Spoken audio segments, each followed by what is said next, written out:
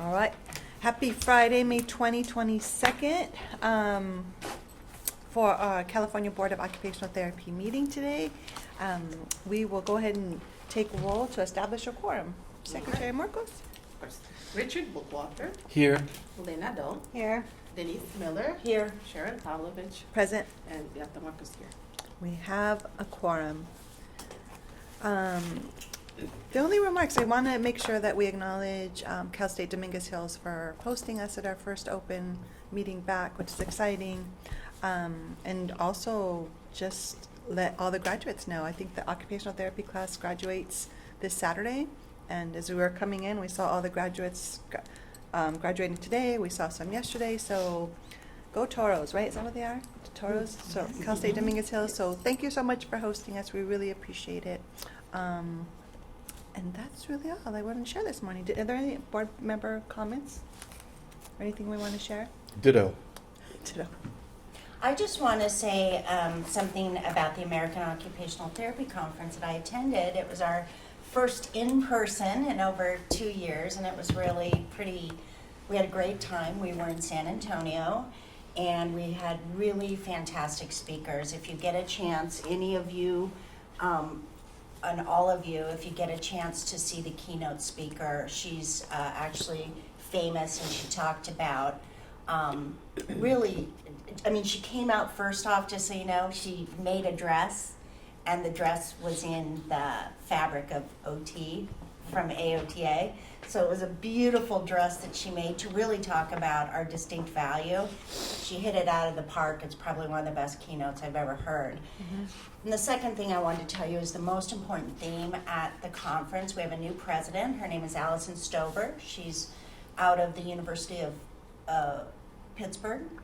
And her big focus for the 3 years will really be intraprofessional collaboration. Mm-hmm. So really, and if you think about all the issues taking place with reimbursement and some of the cuts in reimbursement, and bundling payment, it's going to become more and more important, especially in the rehab world, that we really focus on interprofessional collaboration and stay reminded of our distinct value of occupational therapy. So it was a great conference, and I encourage you, if you get a chance, to please watch things online. Thank you, Denise. And also, I think if you attended, you also have a virtual link, and you can continue accruing PDUs up until June 1st if you watch them virtually now. So if you didn't get to see anything and you're going back on, you could log on and still accrue your PDUs, because that's kind of came with the package this year, which I thought was brilliant. So thank you so much. I already claimed those PDUs because my license renewed in April this year. Yeah. Any other board member comments? Do extra, you can carry 6 over. That's true. Yeah. Through June 1st. Yeah. Good tip. I'm actually, I just can't wait to get home this weekend. And do just a little more. Okay, no board member, other comments? Thank you for that, Board Member Miller. All right, public comment for items not on the agenda. We don't have any formal ones. We addressed those yesterday, correct? Okay. Good morning, Heather. I didn't know, we just introduced public comment. I didn't know if you wanted to say hello, or do you have anything for public comment? No, thank you. Okay. We will proceed to our talking on position on following bills. A lot of interesting stuff on the floor right now. So, agenda item 23, discussion and consideration of a talking position on the following bills. The first one, pending bills, Assembly Bill AB 225, authored by Gray and Gallagher, Department of Consumer Affairs, Boards, Veterans, Military Spouses, and Licensees. Actually, Heather, the legislative report, was that something you wanted to give overall on A? No, it's the report on the bills Okay. that the Cliff Note are version. listed. Items B through L are summarized in A, but we Okay. included the report in case somebody wanted to point to something specific. Okay. And is it a good idea just to talk about this in general first, right? Sure. I know, but if no one has any concerns, I mean, you probably could just kind of, go through them and then stop when somebody has a question, and that way we're not bouncing around. Okay, well, let's go. I know everything has its company bills that are a little bit more thorough after this, but first one, AB 225, the Gallagher for the Department of Consumer Affairs Boards, Veterans, Military Spouses. Any thoughts on that following bill? Gotta correspond. Any actions, any positions, thoughts? This is a 2-year bill that that was from last June. Nothing's happened yet this year with it, according to the information that today's information online. But I think we should watch it because it has to do with, it applies to who, temporary licenses, and applications for licenses and on military spouses, which would be relevant to us Okay. if it does pass. So position of watch? But, yeah. Yeah. Any other thoughts? I second that. Okay. Do we want to make a formal motion, or do we need to do that with You these? don't need to do it for Okay, a watch. Perfect, yeah, okay. So how about AB 1604, authored by Holden, the Upward Mobility Act of 2022, Boards and Commissions, Civil Service, Examinations, Classifications. Discussion? I move that we support it. I think it's great. This is a diversity thing. It's to ensure that each board and commission has a diverse representation on their board and commission. That means it represents the people of California, and that's how you get the voices at the table in different perspectives. Yeah, I was that in that first paragraph, Linda, too, was interesting. It requires a board to establish a process to which prospective applicants may request a pre-application determination as to whether their criminal history could be cause for denial of a completed application for licensure. This one's interesting because That's not the one we're talking about. oh, we're not on That's there? the next one. Holden's You underrepresented, by 2023. he Yeah, I think you wants- skipped one. Yeah. Did I skip one? Yeah. Oh, here it is. I'm sorry. The Upward Mobility Act. Yes. By 2023, he wants all boards to include underrepresented populations, such as Hispanic, African American. Yeah, his LGBT communities. The assembly member in Pasadena, that's why I know. Yeah. Any He's a great man. any thoughts on support or watch or? I think we should support this. I mean, like I was saying, this would ensure that every board and commission has a great representation, and it's important to have diverse voices on every commission to get the different perspectives and viewpoints, because everyone is an expert of their own life, and that's what they bring to the table. And I think it's important to get diversity on every board and commission. We don't have to worry about that because we have it here, but there are other boards that you look at and it's not very diverse. And I think that the nice inclusion of disability as well, right? Right. In addition to ethnicity, gender.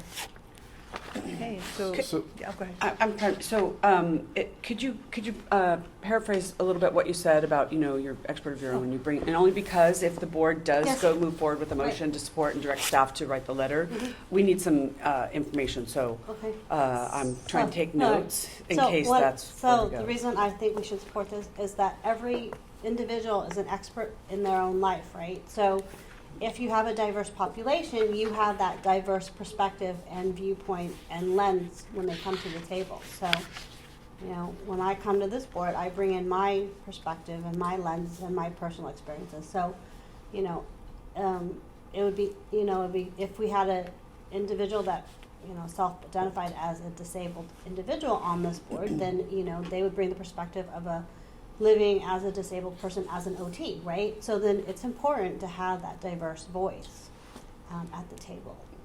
Thank you. I agree with that, but do we need a bill to tell us to do that? Unfortunately, I think we do, because It's this not world we happening. live in, if it's not written down, no one's gonna follow it. Well, look, if you look at our board, that's not actually true. We have a diverse representation of all underrepresented.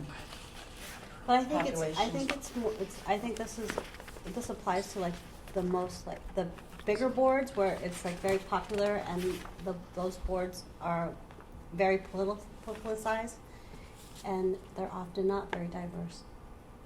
I'm not gonna mention the names, but there are several boards that California has that are not very diverse and are very politically motivated for appointments. and very popular.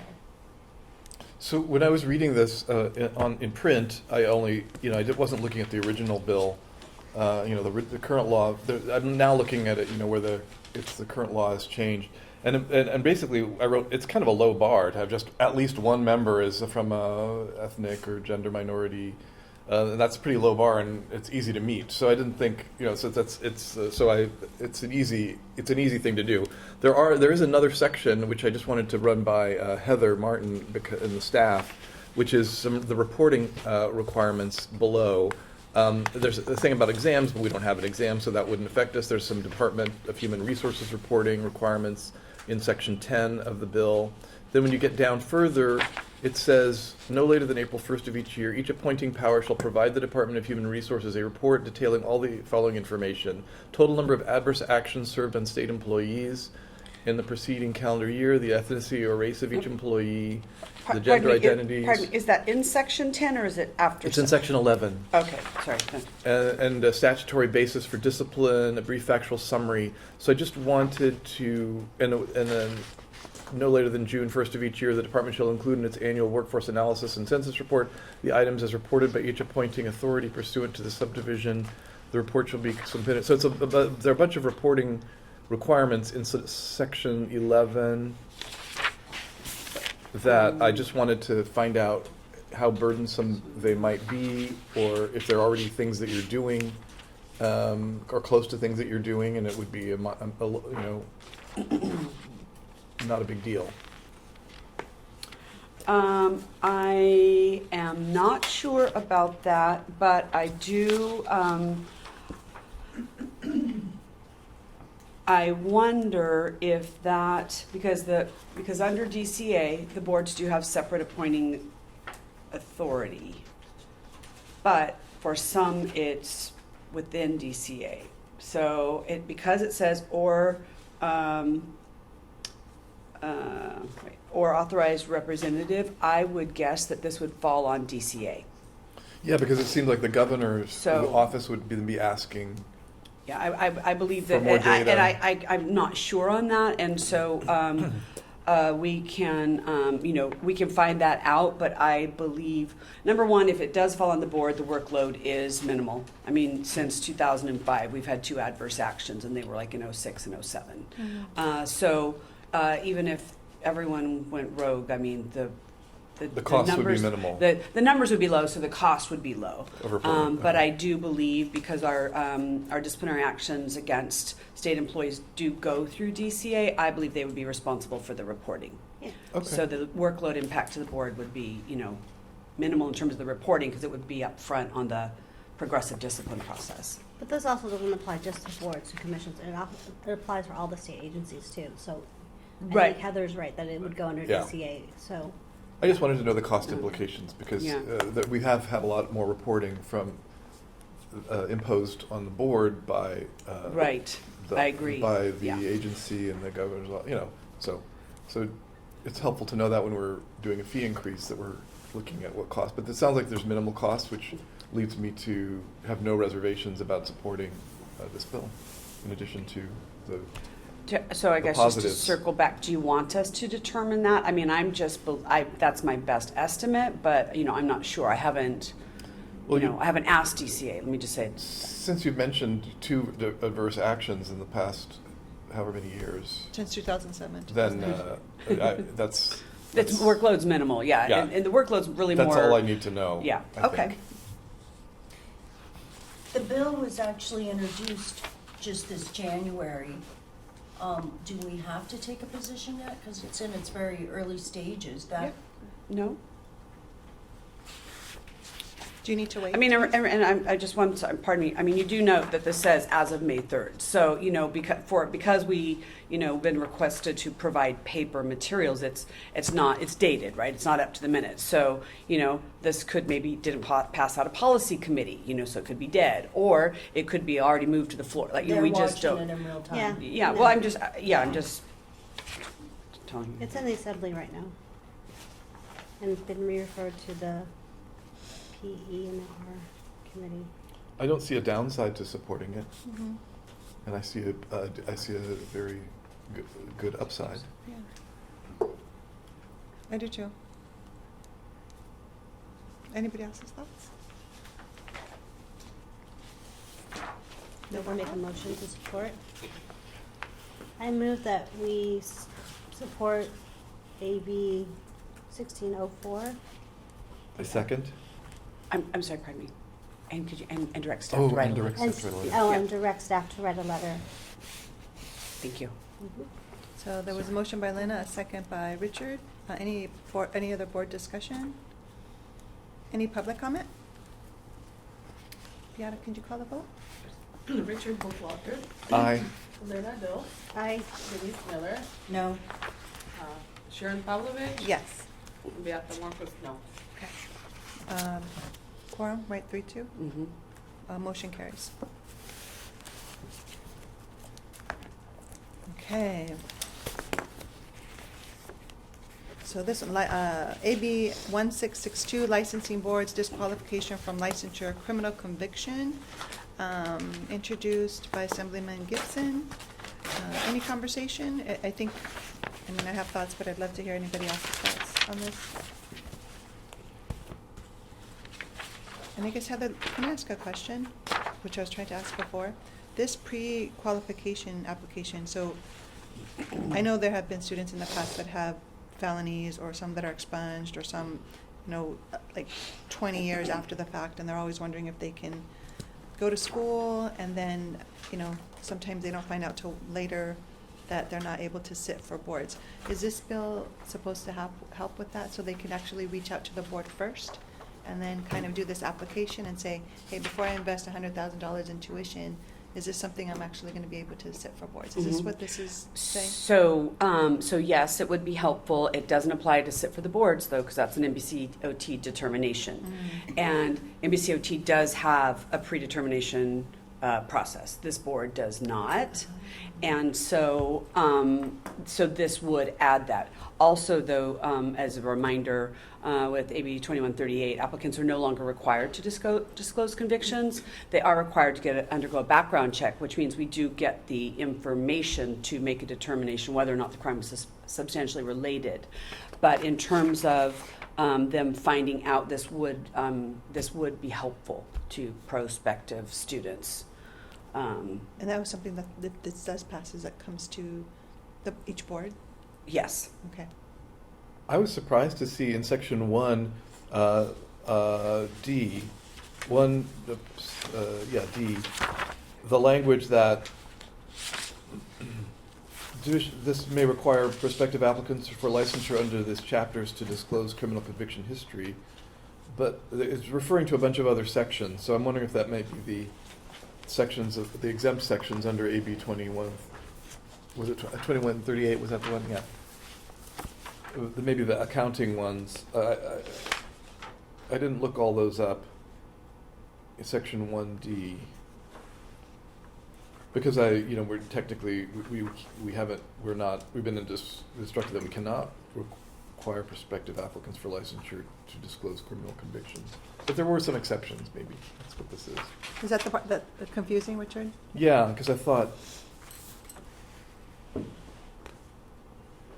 And this is one, I guess, see one ABC 2-3D, is that where you're looking at? Yeah. Okay. if a prospective applicant requests a pre-application determination, a board issuing a license pursuant to Chapter 3, Chapter 3.5, Chapter 10, Chapter 20, Chapter 20.3, Division 3, Chapter 3, etc., may require prospective applicants for licensure under those chapters. Who's at the end? Do you know? I don't know. Maybe that's not really that relevant to our consideration of this bill, however, so But I found that interesting I too. wanted to bring it up. Yeah, does that, because this says, under those chapters, they disclose criminal conviction, the other one says you don't have to, so. So I do want to say, so in that sub D, does not include healing arts. So we're in Division 2, which goes up through Section 4999. Division 3 starts under professions and vacations generally and starts with Section 5000. So basically, the non-healing arts ones can require applicants to disclose, but this does not apply to this Okay. boards. So they still have to, They still don't have to do, exactly. Okay. So we would obtain information that we might not otherwise obtain for people who are pre-applying, because then they would obviously be disclosing that they have a conviction. They're voluntarily disclosing that and asking Right. for a pre-approval, which could be, which is something that we can't, it's a group that I think we would want to hear from. I think, I don't know, it's kind of feels like it would be okay, but it's an extra thing. I have had students in the past that had to wait to sit for boards, and I appreciate this bill only because they've spent, $100,000 in tuition only to find out they can't sit for boards. I mean, if you had a pre-application process that weeded that out at the beginning, I think there's other bills that have been addressing access, but I appreciate that someone's actually looking at, do you actually pre-qualify? So I do have a couple comments about Yeah. that. Yeah. So when applicants are fingerprinted, by law, we get the information on past convictions, right? And which is only the convictions. Whereas once you're licensed for licensees, we get past information or current, right? We get subsequent arrest reports.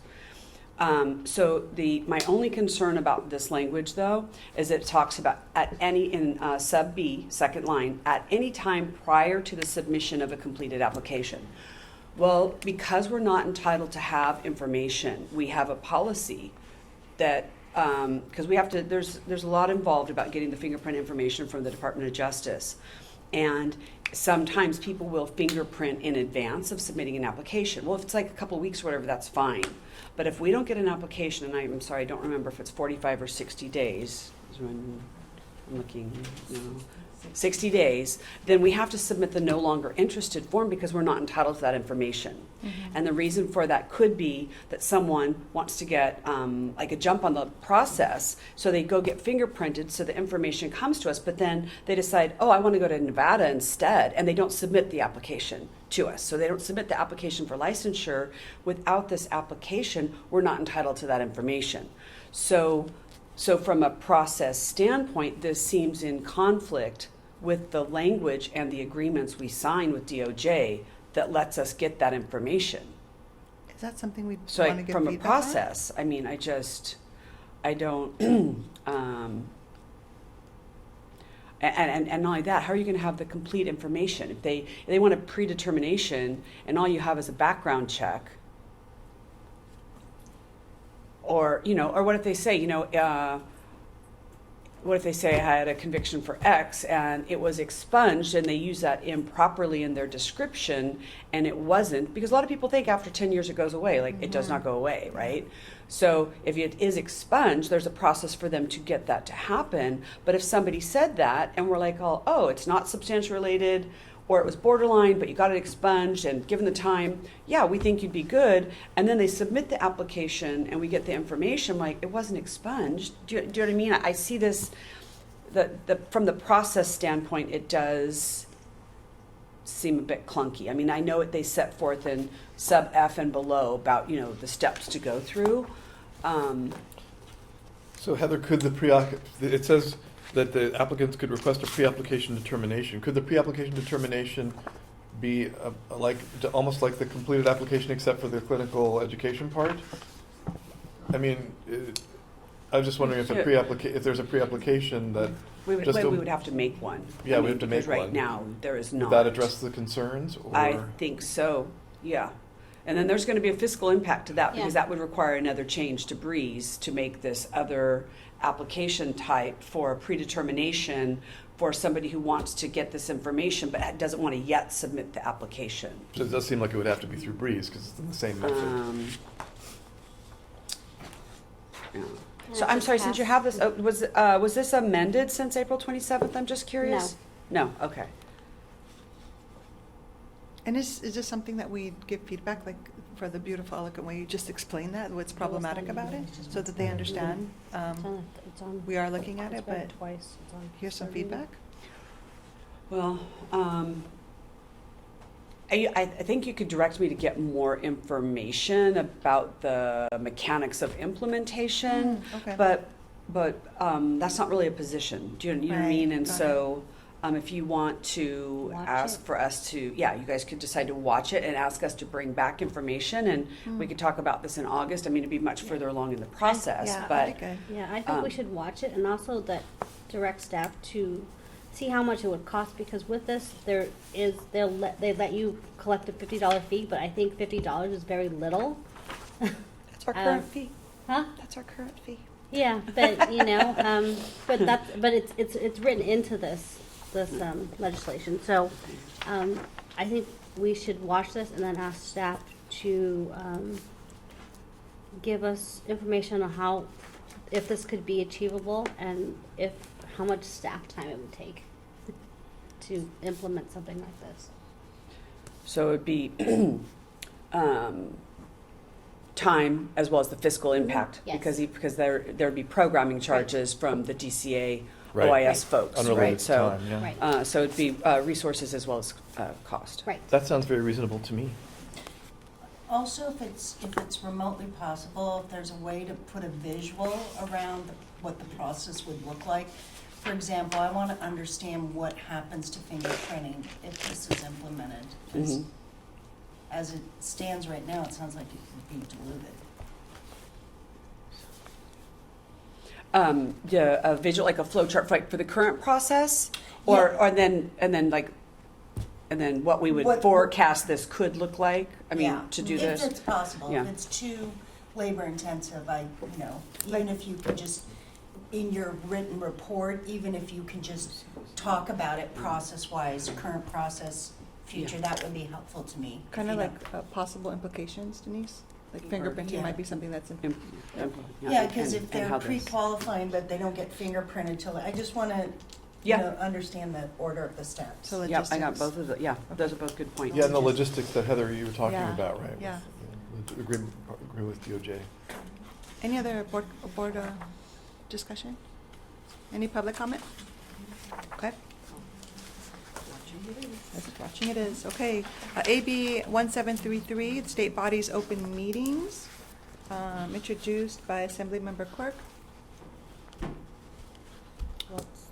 I think, given the fact that the board was wanting to meet in person, but also recognize the value of having the virtual meetings because of the increased public participation, you may recall that the governor's office, through the executive order process, allowed us to meet virtually and not disclose where you were, attending the meeting from, and that went away at the conclusion of that executive order.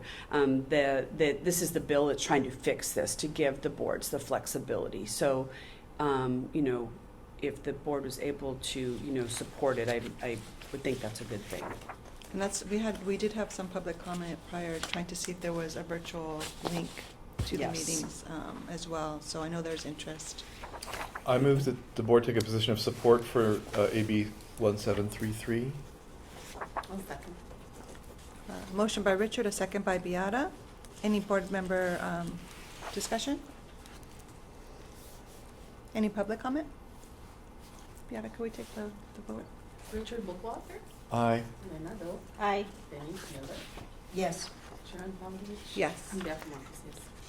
Heather, do you have to what do you a need follow- to be able to A write? follow-up, a motion to direct staff to write a letter? And touching on, besides increased public participation, do you have anything else to Increase add? access, increase access, Reduce costs, increase participation from potential public. reduce costs. Mhm.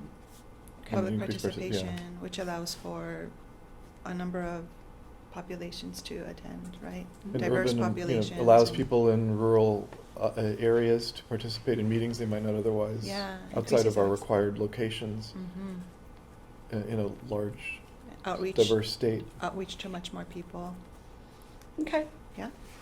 thank you. Mhm. Okay, Isn't there also a safety issue in there by not having to disclose, by one address being disclosed and not having to disclose board members' home addresses? Isn't that a safety issue as well? Yes, so maybe you could help frame that, because you don't have to just do it from your home, right? They encourage you, like, go to a public library or go to, If another. you feel like you have So, enough but If you have But- enough talking points, I'm not so moved that that has to be in there. It just, But like we could, for members who don't have access to another ADA compliant public location, this would address safety issues of having to join the meeting from their home or something like that? Yeah. Okay, you got that, Yeah. Jody? 10:04. Just so you know, I I keep take that eye looking, roll as a yes. I look at the time when I write these things, so it makes it easier to go back if I need help with warning. Yeah. So if you're wondering, I keep looking, it's because every time something comes, I'm like, so, yeah, okay. No other, okay, thank you. But I missed the second. Did somebody second? The second was Yeah, beyond. Got it. Beata. Thank you, Beyond. Okay, AB 2671, occupational therapy. It's exciting to see the bill in here. So- I think we should support. The sunset bill for the California Board of Occupational Therapy. Discussion? I make a move that we motion. support it. Yeah. I make a motion that we And- support and AB direct staff. 2671 and direct staff. To Say send- thank you. Go ahead. Oh, I'm so sorry, I saw her hand up and I didn't know if it was prior to the motion?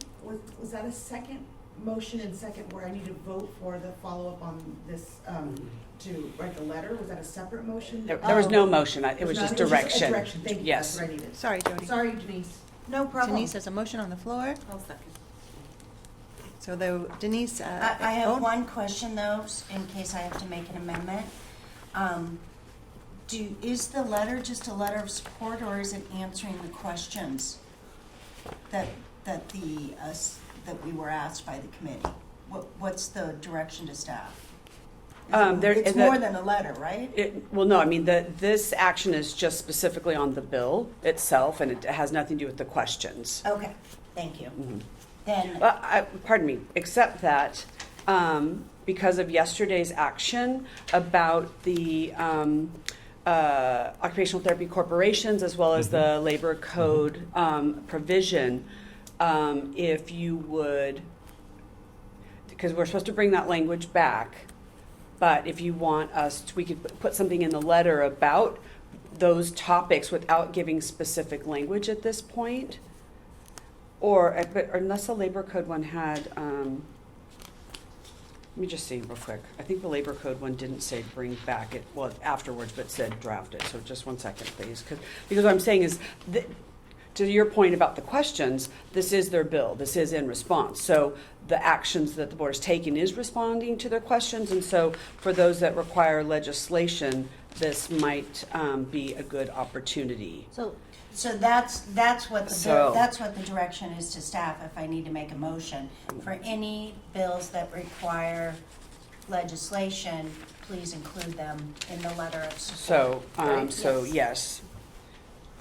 So we wouldn't make it support if amended, we would say support, and if you could add the following, because support if amends an actual position, we don't want to say that, right? We don't want to say only if, Yeah. because you want to support the sunrise bill. Well, So, okay.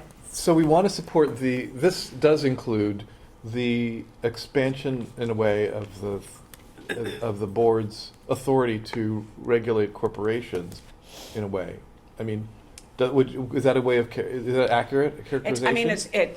Yes, I mean, they already added occupational therapy corporations to the code, but it had to be in the Practice Act. So we appreciate, that them granting us the authority in this, or And this, then we'll provide language. yeah. Is the August meeting at the beginning or end? I don't remember. Middle. In the middle? Middle. So, by the end of August, we'll provide language. That way board staff can bring back language for that. You could vote on it at your August meeting. But for the labor code one, I don't think, we were going to bring back, I think you already did the language, I guess what I'm trying to say about the labor code, about adding. So, you could support the letter. If we bring it back to August, then really only the direction today is to say you support the sunset, what the original motion was. And then the direction is to come back with language about other legislation. I think it should be included in the letter. Not the Okay. actual language, but also that, in response to the committee's recommendation, the board does want to add Occupational Therapy Corporation to the Practice Act. We'll be voting on this in August, and we'll provide language Okay. to you in late August. That way they have a heads up. It's not Got a it. surprise. And then also in that letter, we could say, and add, OT's Labor Code Section 2783, because I feel like that was just like a parentheses and add the, occupational therapist. We could say support, we could say, also request the following amendment, and then the third part about, in response to that, blah, blah, blah, end of August. How does that Okay, sound? so now I know And what Okay. about what the to say on fees? them. What about the fee? Do we want to mention anything about that? We may bring the fee changes to them? Yes. I mean, it's Yeah. it's likely that won't go anywhere, but at least again, it's To keeping give a them a paper heads up, trail yeah. and a heads Yeah. up. Yeah. So the amendment as it stands, which says, I make a motion that we accept. Oh, do you want to withdraw and state? No, the because fees? it's the same motion, and we can vote on that motion because all of that she's asking for is a direction to staff. Do you want that in the Okay. motion? Would you like me to? Okay. Yes, please. So I'm gonna amend my motion to say, if we could, I make a motion that we support AB 2671 on the Committee on Business and Profession regarding the Sunset Bill, that we also direct staff to include language that we've previously discussed on legislation, including corporations, fees, etc., and to inform the committee that the board will be addressing this at our August meeting. There's a motion by Board Member Miller. Second. Well, I think you had the second earlier. Okay. Oh, yeah. Okay, second by Beata. Any board member discussion? Public discussion? Do you want to call the vote? Aye. I, Yes. Sharon Palovich. Yes. And Jeff Lukasik. Motion carries. Thank you for that. AB 2790, co-authored by Wicks and Assemblymember Christina Garcia, reporting of crimes, mandated reporters. So this, I really appreciated the access to, how they're trying to help the populations, in particular domestic violence and other forms of acts, but this is the right one, right? Yeah, mandated reporters. What were your thoughts on this? I disagree with it. I think Really? we should be mandated reporters. It's removing the mandation, Do you and think- it's diluting it down. What they've suggested, the real key word is mandated reporters. We would no longer be mandated reporters, which to me does not protect the consumer. If the consumer comes into therapy, Mhm. occupational therapy with bruises all over their body that are not related to a balance or a neuromuscular issue or falls, and it's populated down that perhaps, let's just pretend there's an adult child in the home that's abusing them, we would refer that older person to domestic violence or something. How does that work? And is that older person, now I would be okay not taking a position. I'm either not supporting it or watching it. Mhm. Maybe there's going to be further iterations, and I'm all about that. Mhm. I understand the intent of this legislation. I don't like the mandated part. I believe our role as practitioners and all licensees is to do no harm, anybody in healthcare. And part of that is mandated that we report things that in our clinical belief that we have evidence to support that clinical thought that there's abuse going on. Yeah, the argument they make is because when someone comes and investigates, it actually exacerbates, right?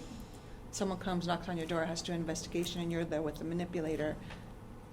There's worse outcomes than better, is what they're saying. Like, this will remove that if you intervene, my interpretation, quickly. But, it's just, I really appreciate those thoughts, because I struggle with what mandated reporter looks like now, and versus, like, on the spot, you have to have a referral, brief counseling, which I think happens in real time, versus having to wait for someone to do an investigation. So I was like, what works? And, you know, all the comments of waiting for the system to try to get back to individuals once it is reported, the time lapse instead of it being in real time. But were there other thoughts? I mean, I appreciate both points of view. Yeah. It's, the section one says, I mean, I've been a mandated reporter for years. Yeah. I've been fortunate not to have to report something, but I've been in that position where I sign the papers, you know, that I know I need to do it. And I do, whenever I do that, I think, what would I, you know, how do I negotiate this? It is interesting that it says current law requiring health professionals in California to file reports when treating patients for domestic violence-related injury has had the chilling effect of preventing survivors from seeking medical care, decreasing patient autonomy and trust, and resulting in health providers being reluctant to address domestic violence with their patients. That is an assertion. I don't know what the data are on that. And also in C, national research confirms that medical mandatory reporting of adult domestic and sexual violence increases patient danger and insecurity, whereas being able to openly discuss abuse without fear of police reporting produces greater health and safety outcomes. It stands to reason, but I don't have access to that research. So I would kind of be interested in reading that research before taking a position on this bill, which you know, talks about it. Me too, Richard. If there were research like that, I could be so moved to support it. So I we see. could, Yeah. we could look at Heather Javaharian's research with domestic violence at Loma Linda, which supports a lot of what the bill is So saying. you have some of that research. She works access with to that, domestic yeah, violence. yeah. We're associated with domestic violence shelter, testimonies of them. But I you know, as also as a Survivors. therapist, I sometimes will need to do a home visit for Medi-Cal for my job, Yeah. and people don't want me to come to their home, Right, and there's stuff going on, yeah. and I know that, you know, that they've had people coming, social workers and others, into their home, APS cases, perhaps Adult Protective Services cases, or Child Protective Services cases, and they just don't want someone to come into their home and then report them, report something that then they have to deal with, Right. and that does have a chilling effect on access to care. So on an anecdotal basis, I've seen some of that. I personally experienced a domestic violence survivor, which I was supposed to mandate report, and then out of fear, they both testified against each other. I mean, in support of each other, saying, no, I don't understand. I know you came to my house, that didn't happen. And then the abuser was like, I support my wife. I have no idea what you're talking about. I'm like, and so they canceled each other out, and no investigation occurred because of fear. I mean, you know, there's no other reason, right? There's no way they're gonna. So I appreciate the intent. So it sounds like maybe you want to watch it and see how it's gonna change. Yeah, Or- could we? And if you wouldn't mind sharing research. some research, I would be very interested in reading that. Yeah. So any other discussion regarding the bill? Any public comment? Nope. Can we watch that, Heather? Yes. And then maybe help you accrue some research? Yes, please. Okay. And then we'll be sure to. Research needed. I'll get those. Okay. Okay. I'm not sure, yeah.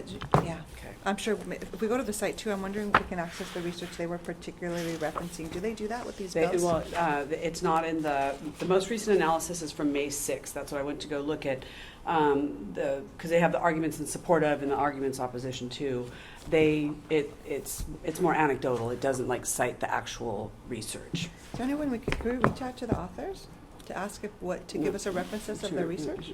Yeah. you can. Right, could we do that? That would be We can- great. Yeah, and then see what I mean, I have mine, but I would like to get straight the ones that they're referencing in the bill. Yeah. Yeah. Okay. Thank you, Heather. Mhm. Okay, AB 2948 Cooper, Consumer Protection, Department of Consumer Affairs Complaints. Thoughts? I guess my first question, Heather, how does this affect? Yes. Yeah, right, how Right, does this 'cause affect it's like us? within 60 days. Yeah, like what's that timeline look like right now? How does that affect the board? Well, yeah, so right now by law, we do have to report to a complainant when the complaint is closed. We do that, we have to do upon opening the complaint as well as upon closing, and there's a 10-day requirement for the board. This instead, though, imposes the 60-day requirement on the director of DCA Oh. to do that. So what's So pros and cons? Or none, or- Well, I mean, I feel like it's more of a workload issue, Mm. for DCA. Okay. I mean, not to say that this bill can't be amended in, different language we slipped in, that could change. So increase workload for DCA. Yes. Because we have a system in place that's working. Correct, And it's less time, it's 10 days, I hear. yeah. But then you still have to report to DCA because they don't automatically know that. Correct, they So would it not know, will put correct. additional work on you, on a board. So I don't, I mean, either we watch it or I'm not for it. I don't want to support this. I Okay. think we watched this. Yeah, I Yeah. agree with Beata and Let's watch. Linda that we should watch it. Any other board comment? Public comment? Okay. No public comment, thank you. Do you have enough, Heather? Yes. Okay. SB 1031, Ochoa co-authors with Senator Jones and Nielsen, Healing Arts Board, inactive license fees. So, Heather, how does this have, especially the discussion we've had about, Fees. yes, our fees, like, I mean, what does this look like in terms of alignment with what we was just proposed by our committee in inactive license fees? What does this do? So you may recall a few years ago, when the board raised the fees, we found out that we had inappropriately been having a lower inactive license fee. By inappropriate, I mean not consistent with the law. So when the fees were increased, that's when the inactive renewal fee was raised to be the same as an active license renewal fee, much to the Which was the chagrin. law at that time. Which was the law at that time. Then there was a bill that came out and said the board, by regulation, could establish a lower fee. The board was going that direction, but then found out that there was a fiscal issue, and then that was just sort of tabled. So, I don't see an inactive You fee know on what? our This- discussion. I just was looking right this now. is for the military, yeah. So, Okay. and so because DCA also, they run the fiscal 1031. So sorry, we're missing 1031. 1031. It jumps In our to- packet. It jumps to 1237. That's true.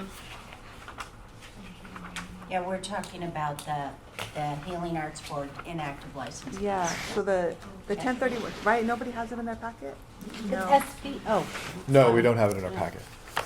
We're looking at it on our Yeah. iPads. You guys are so good. Do we want to And bring this also, one? but in here, do we have an inactive fee? No, not in there, because Can- it's the same as a renewal fee right now. Can we table this since we don't have it in our packets and discuss it at the next Yes. meeting? Because it's hard to discuss without the language in front of us noticed. So, We'll yeah. bring back So, to, okay. bring back? Sorry. Yep. My As I was looking at Our it, apologies. We're moving on, we're Pardon? sorry. How was that? yeah. Wait a minute. Quickly. I made a note and I was like, oh my God. That's not the I wish we word. could take a position on this one. Sorry to interrupt, but I think you're covering the microphone right there with the, there we go, thank you so much. That might be on purpose, Mike, I'm so sorry. I was trying to be slick, but you got me. Thank you. You are so on top of things. Okay, so we're gonna bring that back for us. So let's go to SB what was that? Did you want to- Military service. Yeah, 1237 by Newman, the military service. This will require boards and bureaus to waive license renewal fees for active duty military members stationed outside of California. Thoughts? Nice. Right, the renewal requirements are waived only for the period during which the licensee or registrant is on active duty service. Discussion or thoughts?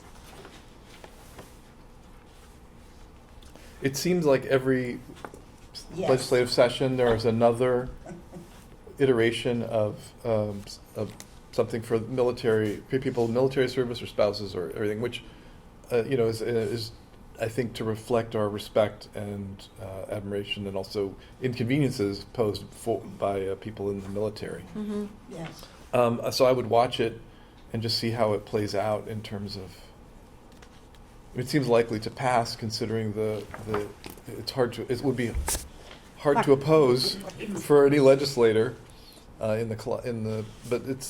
we just kind of adapt to whatever they decide they want us to do, I Mhm. think would be appropriate.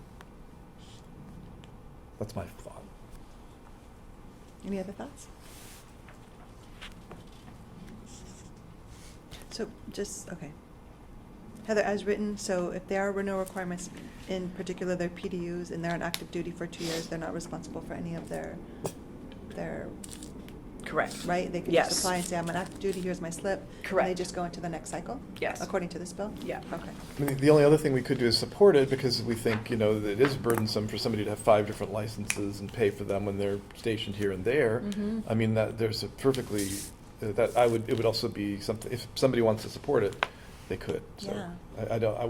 I'm not saying that I would Well, oppose, but. and also, it could be problematic if they were randomly audited, but then Right. they don't have access to their materials. I mean, so Yeah. that's another Layer. consideration. It's another Yeah. layer, yeah. Consensus to? Watch? Watch? Okay. Any public comment? No? Okay. Thank you. We'll watch 1237. Moving on to SB 1310 by Labia, Professional Vocations Consumer Complaints. Let's see. Where's this one? Oh, yeah, 1310. It's just asking the director to post these guidelines on the website. Yeah. Impact, is this already happening? Is something? No, it's not happening. We do have complaint prioritization guidelines. Based on the DCA model, this board added a couple of different ones, as well as elevated one or two. And I'm sorry, I don't remember, because this was like back in 2010 or 15, a long time ago. 10 probably, the first time. But anyways, it's an impact to DCA, although they could say, and boards, we want you to do it as well, which, it wouldn't be a bad thing. It's a public document. It's not posted there now, but it wouldn't be a hardship to post it. Is there any information on why the Podiatric Medical Board and the Medical Board of Yeah. California are exempt? I'm probably not. I'm guessing not. That's not available to me, thank you. For asking. Discussion? This or- also seems I'm confused why there's a bill about a process again, just to stay consistent but specifically, this seems to contradict the other bills that say we don't want, if someone has a conviction, you can't say this, you can't say that, you can't, you know what I'm talking about, the bills that were before us the last time we met, Mhm. about, there's been a lot of bills about expunging the, so this seems to be in contrast to that.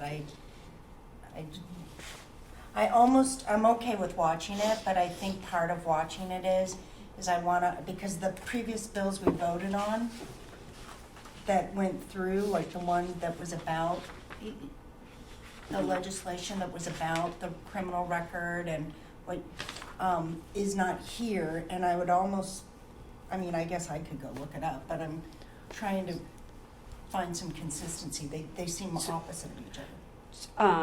So just to clarify, so you're saying that this bill that says post this information online is inconsistent? With a previous bill that was put forth by or is it? I'm really asking a question. I'm not an authority on this particular bill. So, but it seems that it contradicts previous legislation that came before us last year. And then secondly, I don't understand why there's a bill for a process directing a state department to do something that is in place to protect the consumer. I don't have a response to the last part of your comment, because that's something, it's up to the legislature to do what they want. But this bill, though, requiring that the complaint prioritization guidelines be posted on the website isn't entirely inconsistent with adding a new layer that the director of DCA have to, respond to complainants that a complaint was closed, right. you know what I mean? And so both of The previous bill we just discussed, just to be clear, or one that we discussed earlier, is that what you mean? There's two that direct DCA to do? Well, 1310 in the section 1 says, in order to implement the Consumer Protection Enforcement Initiative of 2010. So there's apparently some law. This is to go into compliance with this a law from 2010, although it's 12 years later. I did say 2010. I didn't read that, but yes, that's why I thought it was 2010. That's when the board, the then board, using the compliant prioritization guidelines made available by DCA, chose to amend those. They actually enhanced it.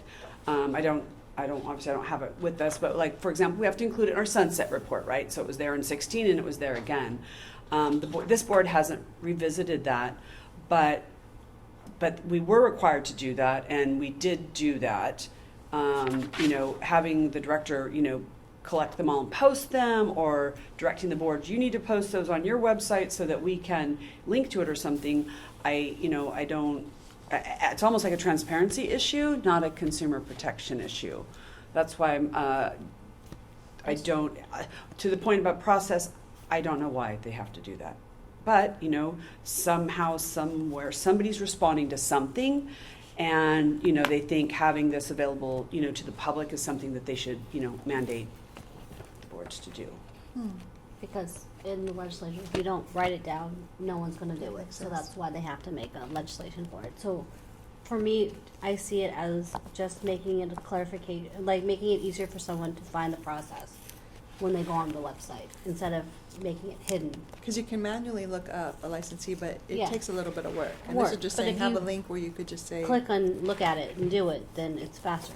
I mean, Well, but this is just about, this is just about the guidelines, Right, though, yeah. right? I mean, because complaints are not public information if they don't result in a citation Yeah, or it's- discipline. Correct. But to let people find a place know, to- where to do it. impairment on the job falls in that top category, of urgent,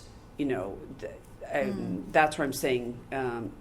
And maybe because, they are so old and this board hasn't looked at, we could bring those back. I mean, again, they're public information, they're in our last two sunset reports, but we can bring those back for you all if you'd be interested in seeing what that is, which, again, doesn't respond to this about the director having to do this, all recognizing, we could be made to do so as well, which is an absorbable workload. It's minimal. But in terms of, this about, amend them, occasionally, well, you need to see them first, right? To even see if they're still relevant or if you want to add something. So could we watch then and have you Absolutely. bring back the guidelines for Yes. That would be great. I'm curious, future and discussion? especially in light of the fact that people who have substance abuse convictions who come before us for discipline will often say, but I was not at work at the time, and is that really substantially related to my job? And it is considered substantially related, and so having it posted, having information about, what the standards are, it's interesting.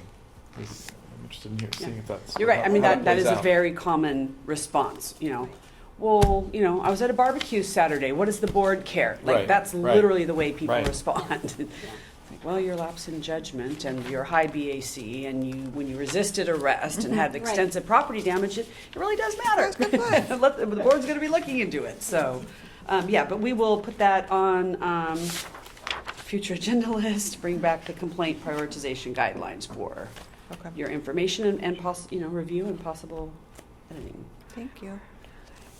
Any other board conversation? I don't see any public, but any public comment, just in case? No? Okay. Thank you, Heather. SB 1365 Jones, Licensing Board's Procedures. this is almost similar to the last one we're talking about. And the only reason I would want to watch it is I do want to go back and look at my board notes from previous meetings on legislation that I think is in contrast to this. This is the, I'm sorry. Heather, what is the Department of Insurance's process for performing background checks on applicants listed on the paragraph 2B, 1146.62B in that last page? Oh, it's only may examine. It doesn't say must examine. The model used for performing background checks of applicants established by the Department of Insurance. So it's not a requirement, I guess. But people with convictions have to provide certified court documents instead of listing convictions on application documents. Is that a question? Or I'm not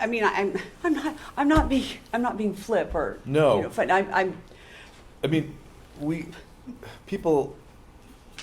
First of all, applicants don't list convictions for our applications. They're not required to. They're not They required may to. voluntarily disclose. So the providing certified court documents instead of listing convictions and application documents doesn't seem like it would apply to this board. Or does it? Require each board within the department to publicly post on its internet website a list of criteria used to evaluate applicants with criminal convictions, so that potential applicants for licensure may be better informed about their possible. So how is this different from 2948? Shall require. So that's interesting, so that would be a new burden to the Here's applicant. what I need.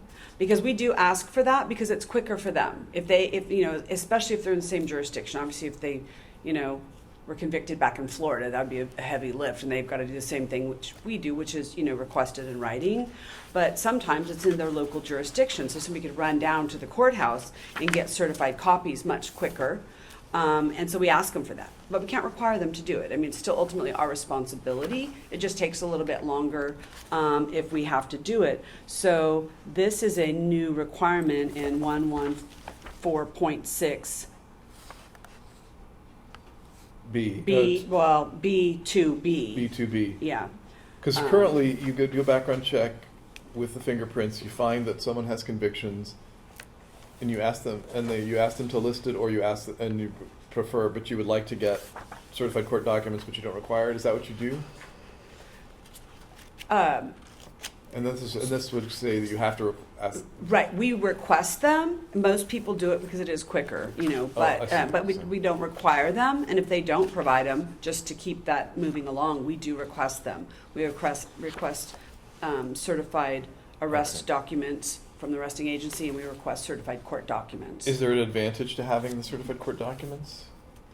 In terms of It's a requirement in accuracy? terms of discipline, because for cases that go to hearing, the evidence of the conviction it's conclusive thereof. There's not an additional burden. That's why we always get certified court docs. But this would be a new burden to the applicant to require that they do that. And that also, though, when it talks about at the end of that B2B, capital B, it talks about a process to expedite fee waivers for low-income applicants requiring a background check.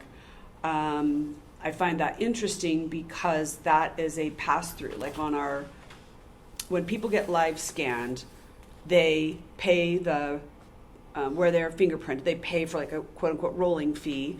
And then they also pay the background check processing fee that goes directly to DOJ. When somebody comes and they submit hard cards to us, they have to give us the money because we pay DOJ. And so it's in our revenue, it's under reimbursements, right? So it's supposed to be a pass-through. It comes in and it goes out. So I don't, that procedure would have to be developed. And I don't know how we would do that for the live scan, but for the fingerprint cards, I mean, I think we could forward the cards and pay DOJ and not get the money, but we don't have anything in place for that last part. But isn't this whole bill for applicants to go and potentially have an idea whether or not they could even qualify? This is way Different before. version, Yeah. This is after. This is not like the predetermination one. It's after? I thought it's all before they can, so they're not gonna waste their time, right?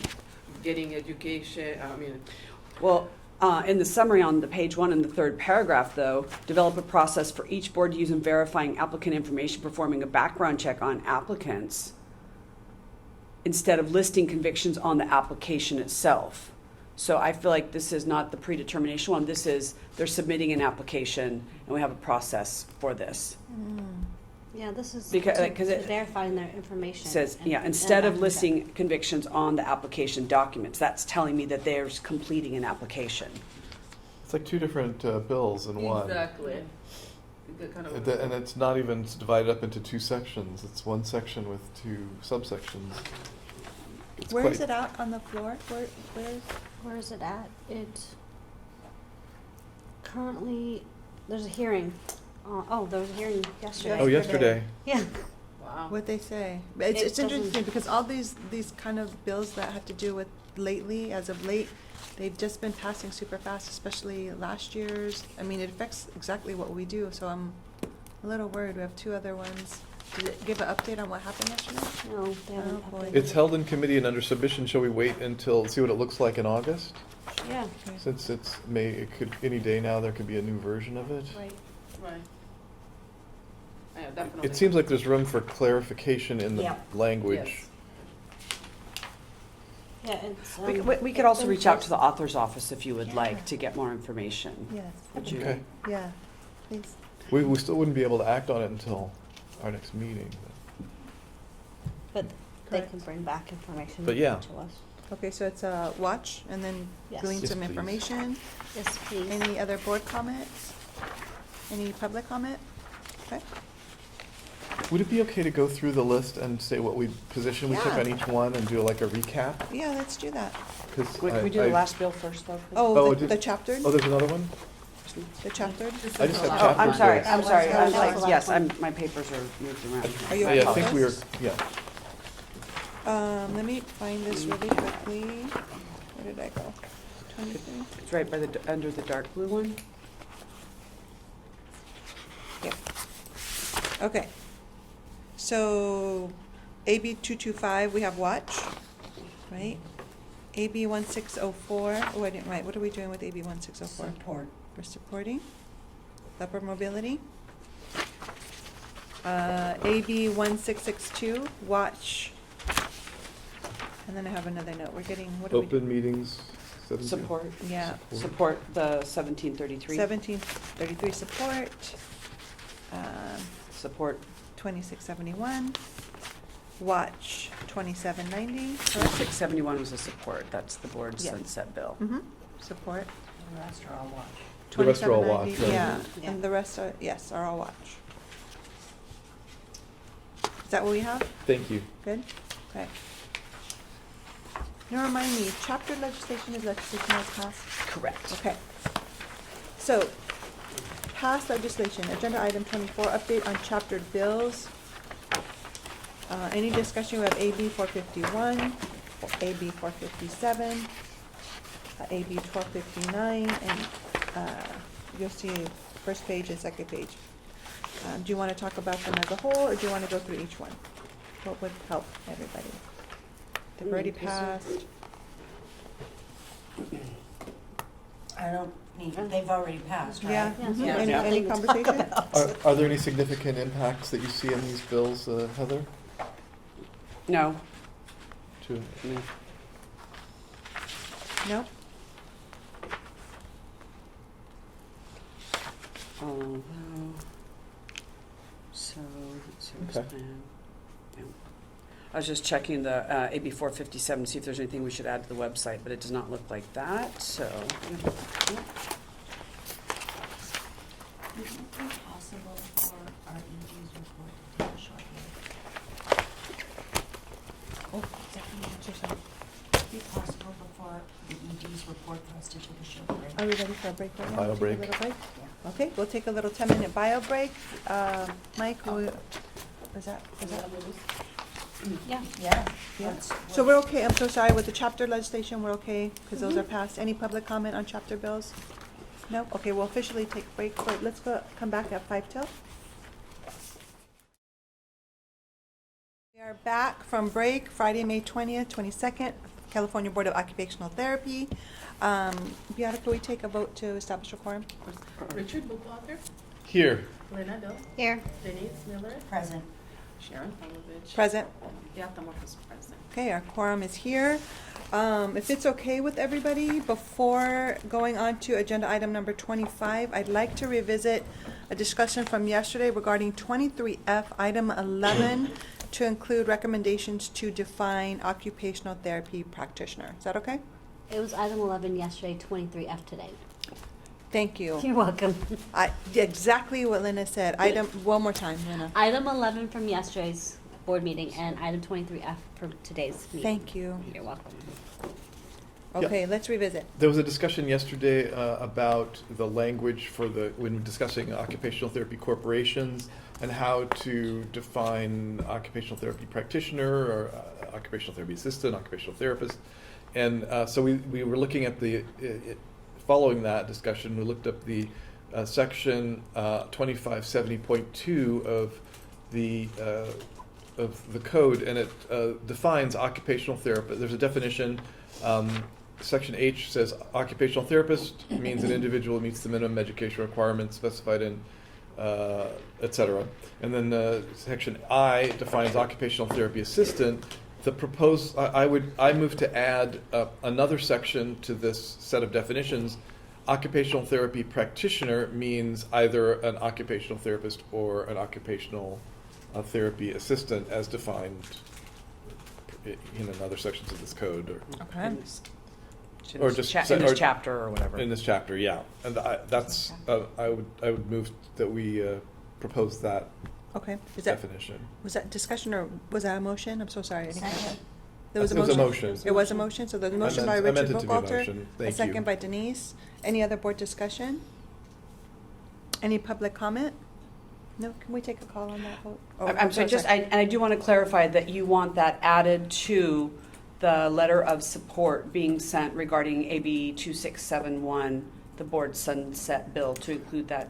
Okay, Or- I'll or- amend my motion to add the definition of occupational therapy practitioner and include it in the letter for that we, 23F. 23F.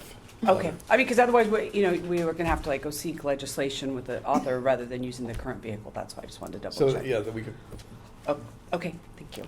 Second. Motion by Richard, a second by Denise. Any other public comment? I'll go back one more time. Okay, Beata, can we call the vote? Richard Bookwalter, yes. Lena Bill, Aye. Denise Miller, Yes. Sharon Palovich. Yes. Beata Marcus, aye. Aye, motion carries. Okay, Thank are we you. okay to move Thank you. back to agenda item 25? Yep, okay. Executive Officer Report, Heather, I will open the floor to you. Okay. We have a letter, it looks like. So the report in here, obviously the priority still is the board's vacancies, and so, as a reminder, this was not only part of the sunset process, background. It was, you mentioned in the background paper, and we were asked to provide an update because of the concerns of the board's vacancy rate. So. Anyhow, so what we've done here is kind of talked about this. We did had a new employee start in February, another one started in April, and we have a number of packages that we're working on. Due to the part-time nature of retired annuitants, we did request and get approval to hire a second one, and we're still working on that. Unfortunately, a bunch of non-state employees applied for our retired annuitant job. So what we realized is that state employees know what that means, but people outside of the state service don't understand that you must be a state retiree in order to get into that position. So we're still working on that, but we do have a plan in place, and we're working on packages, and so we're hoping to have most of the positions filled between July and September, and have a new enforcement manager start in June or July. Operationally, the other thing that's being mentioned in here is that DCA is doing an auditing their asset management process. And so we already had our intake interview, and she comes on Monday to actually come into the office to do her field work, to collect the various documentations, to either support some of the policies or procedures, or note that we don't have it documented. Do we rely on DCAs? Do we just not have it documented, et cetera? So she'll be there Monday, meeting with Jody and I, and then she's pulling this together. They actually took DCA and then all the boards, bureaus, and commissions that's under DCA, and actually broke DCA up into various parts as well. So there's actually a total of 51 entities that are part of this audit process, and it will be good to have, because even though I know we have some of the processes are not documented, right? And that's the thing, like, we might do certain things, but if it's not documented, that's really the part that we're lacking. And so the good thing is, part of this report, it will not only identify which ones we don't have, but we're gonna have suggested language as well. So I see this as a positive, because, that's just sort of one thing is, we're a little bit light on our documentation, and so we will bring that report to the August meeting if it's available before that. Okay. So, using in the report, but then referring to the materials. So under item B, you have the revenue and expenditure reports. And in the report, it identifies the dollar amounts that have been earned: 2.3 million, expenditures 2.1 million. I think to the point when we were discussing this earlier, so I for those people that maybe the visual is not helpful, but we have here the various expenditures on top. My apologies. It should have been, okay, perfect. Mine was just different order. So the revenue report looks like this. You can see the revenue categories and what we earned for the current month, and then what we earned year to date. And so what we did do, what's called a straight line. So we take what we earned, for example, the first 9 months, we divide it by 9 and times it by 12 to project what the estimated revenue is. And I can tell you this 2.3 million that we earned, where it says total revenue, about 1.5 inches from the bottom. We straight line that, and this is so interesting. I will report back in August, because a straight line of what we've earned so far has an estimated 3.1 for projected revenue. And I included this in my report because if you look at what was the revenue collected at the end of June of last year, is like 600,000 less. God bless you. So I'm only noting that because we talk about how fluid these documents are, and we see upticks or we see downturns, and it's always there's a fiscal impact somewhere. We earn more than we thought, or we get less. So I do want to highlight that.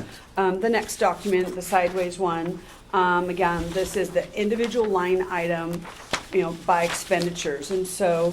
While I realize one of the public comments was that it looks like an accounting document, but people are looking, well, what specifically can you do, to, save more, just by, reverting to 300,000 or, a year. We do have the line items, and it does show what the expenditure is. So if in reviewing this and considering the public comment, if you have any suggestions, like, I'm happy to take that and either to add the information to the expenditure display itself, and or using the current display, what modifications could be made in terms of preparing a document that is transparent to the public and addresses the public's needs. I keep thinking, is it me? But I mean, it makes sense to me. Maybe because we've been on here, we've been practicing, so maybe I'm skewed already. But any other suggestions? Because when I look at it, it makes sense to me. Yeah. Yeah. Well, pretend it doesn't make sense. What Okay. What can we do Okay. different? How can we make it better? I mean, other than the expenditure report, maybe doing the pie chart and historical enforcement expenditures, which I think we might already have that. I have to double check. There was just quite a few documents, but Maybe ask our public, because I'm too close to this and I think it yeah, looks I mean, I great. agree too. I mean, it's clear to me, so that's why I would appreciate feedback, because we want something that is not just transparent, but it's easy to understand, that it's clear, and so suggestions are very welcome.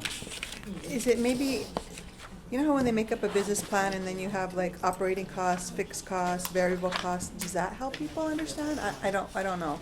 Well, The only only thing you thing- can tell the stuff that's fixed versus fluid versus operating. So we have two categories. So at the top, it's personal services, and you can see it's like salaries, benefits, taxes, etc. And then the next category, oops, sorry, I did this wrong. Hold on. On page 2, it starts here. It's called OE&E, Oh, Operating operating. Expenses and Yeah. Equipment. And Yeah. so that's an overarching title for all of these different things, right? Supplies, printing, postage, travel, rent, experts, payments for experts to review advanced practice applications, experts, payments to experts for reviewing our cases, and then a variety of other administrative charges. And if you also notice how the operating expenses are low, and yet we still are not above budget, so it just really illustrates again our fee structure. And maybe, I don't know, maybe It's very highlighting, transparent. maybe highlighting the headers, like in yellow, personal service, because they're asking for like, where's the breakdown? So maybe Okay. highlighting. And then, do we have maybe a legend on the bottom? Like, for instance, when I first came here, like, what does it mean, these last two columns? What does income mean, and what is, Okay. just to explain, like, because when you go to those, you see budget, current month, year to date, even year to date. Put a little legend that says, so that if they're trying to look it up and trying to understand what these words mean, there's a legend on the bottom. Okay. I mean, I'm just Yeah. trying to be a little bit more proactive in people that, Honestly, this is more detailed than most budgets I've seen, Mhm, so, mhm. So it's too much information. no, I don't think No. it's too much. I No. think I think people in general have a hard time looking at numbers, so when they see it, they get overwhelmed immediately before they look at it. But to me, this is great because it's more detailed than most budgets I've seen for other organizations. So it's just, I think it is a matter of understanding which is, because which is the main, like, headers. Because Right. there's all these numbers, and there's a lot of numbers, and people just looking at it immediately gets overwhelmed, and then they're like, I don't understand it, and I can't look at it, and I want to know why. And I think because we've seen it, and because we have, like, dealt with budgets and looking at it, we understand it, easily, but So tell me this though, what about this, so like on page 1, under staff benefits, right? But then the detail is provided below it. What if Right. it just said staff benefits and miscellaneous taxes and that other information was gone? Like, do you think reducing that would be helpful, or they need to see? Okay, yeah. I think they need to see this, but maybe if we eliminated this extra detail and then have like 2 sets, like a simplified budget, and where it just has each headline, and then we'll have a second one that's more detailed with all this. So that this would be the detailed one, and then the less detailed one would be just like personal With services. just the bolded Just the lines, bolded maybe? lines, yeah. Okay, so we got 2 versions. 2 versions, right? so then Okay. people can look at this, and then if they want itemized. and then if they want the more itemized, look at the more detailed budget. Yeah. That way, they can have one that's not so overwhelming with too many numbers, and then one. Right, okay, with yeah, more so what we'll numbers. do, at the August meeting, we'll bring both versions, and then that way maybe we could get some, you can see what it looks like, is it helpful? And maybe even without all the detail and the categories a little bit more bundled up, then maybe when you see it that way, you might even have other suggestions to, for visual Right. improvements. And maybe with, because you have the expenditures and the revenues separately, maybe have one that has the revenues and expenditures on one document. That way they can see that what's coming in and what's going out. So that would be similar to the document that was used for the fees, right? Right, The right. fund condition. Yes. This fund condition is a document that shows the revenue at the top and the expenditures at the bottom with the net result. So we actually have that document. It wouldn't look this Right, busy, right, but right, right. yes. Yes, Okay. exactly. We'll bring it. What are witness fees? So that's when we pay an hourly rate to people who contract with us to review advanced practice applications, to review cases. Sometimes experts review the case at the beginning to determine, whether or not there's a violation. And sometimes they review it at the end, where if the board is alleging either negligence, gross negligence, or incompetence, we have to have an expert. And so our last several cases, we have had to do that. So the year-to-date on the experts is going to be quite a bit higher by the time it comes to year-end in response to the nature of the complaints. The patient care complaints, for example, as well as we even had sexual misconduct allegation, and the Attorney General requested an expert review that case and talk about, in the course of treatment, how appropriate is massage and, treating the patient's family member, et cetera. So, again, we do that in response to the AG, and they're pretty good. They don't generally ask for it. I mean, I've only had a couple times where we kind of pushed back about them requesting that because it was just so glaringly obvious, but for the most part we do that so that they have something in writing that they can not only submit as evidence, but then they also have someone that they can have come and testify also in support of, Got it. proving the allegations. And the court reporting services, is that, Let's see. two questions about that. Okay, hold The on, let me 30 find it, just one second, please. What page, Jean? Page 3, Actually, right next to it's under 53404. Yes. Yeah. So on the court reporter services, that 39,000, is that based on previous year? Is that where that projection came from? So the number on the left is the budget. That means what we're authorized to spend or we're funded for. No, I understand that. Well, Yes. but I want to, But I want want to know how it was determined. Well, that's what I'm telling you. Okay. So from 2000 until 2 years ago, we had either a zero budget. We had 1,000 for OAH and we had 0 for court reporters. And so because we kept over expending,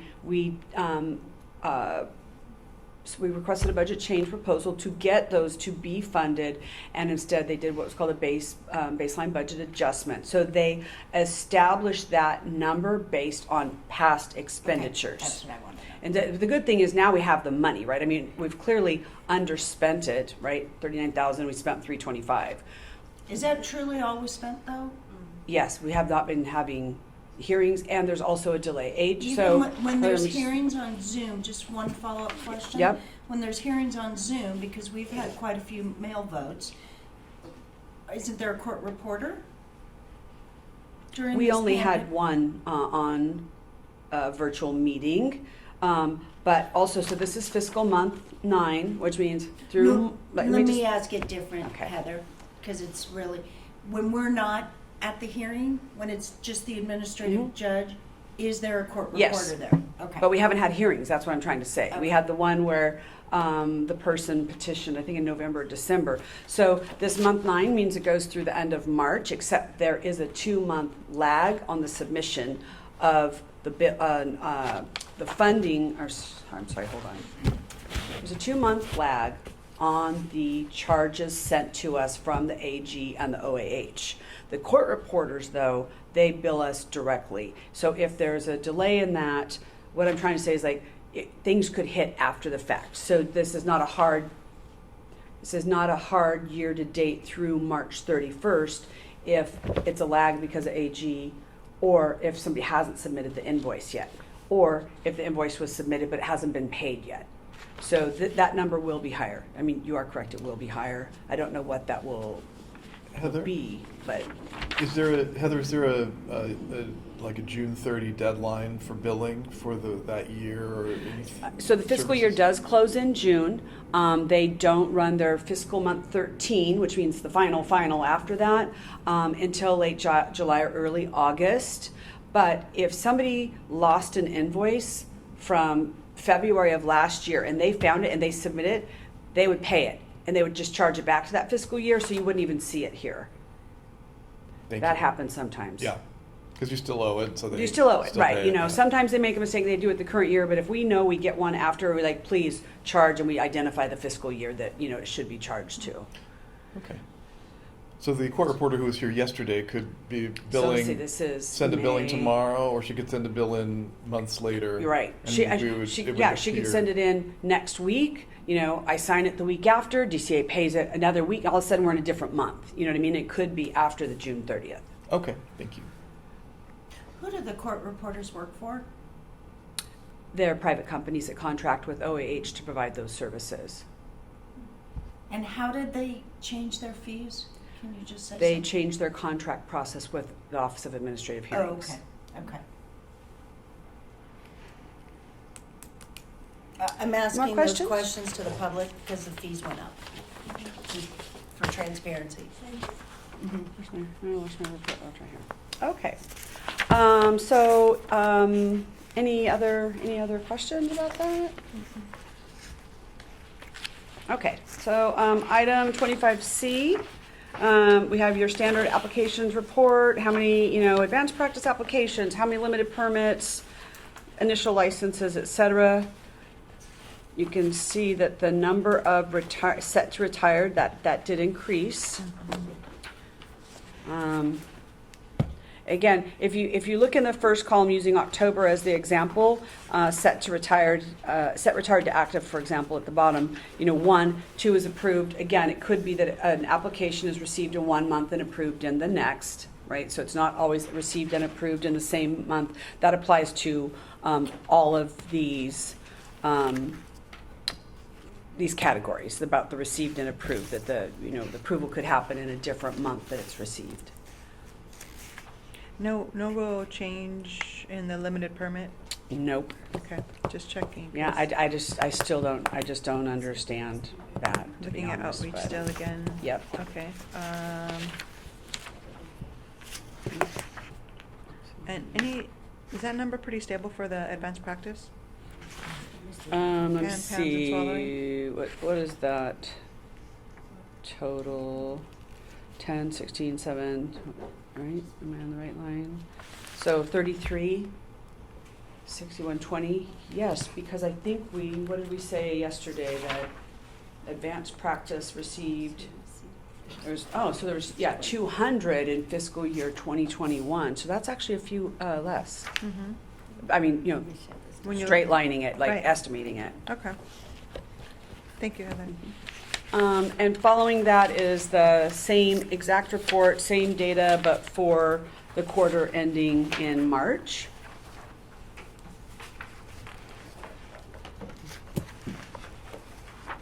Any questions?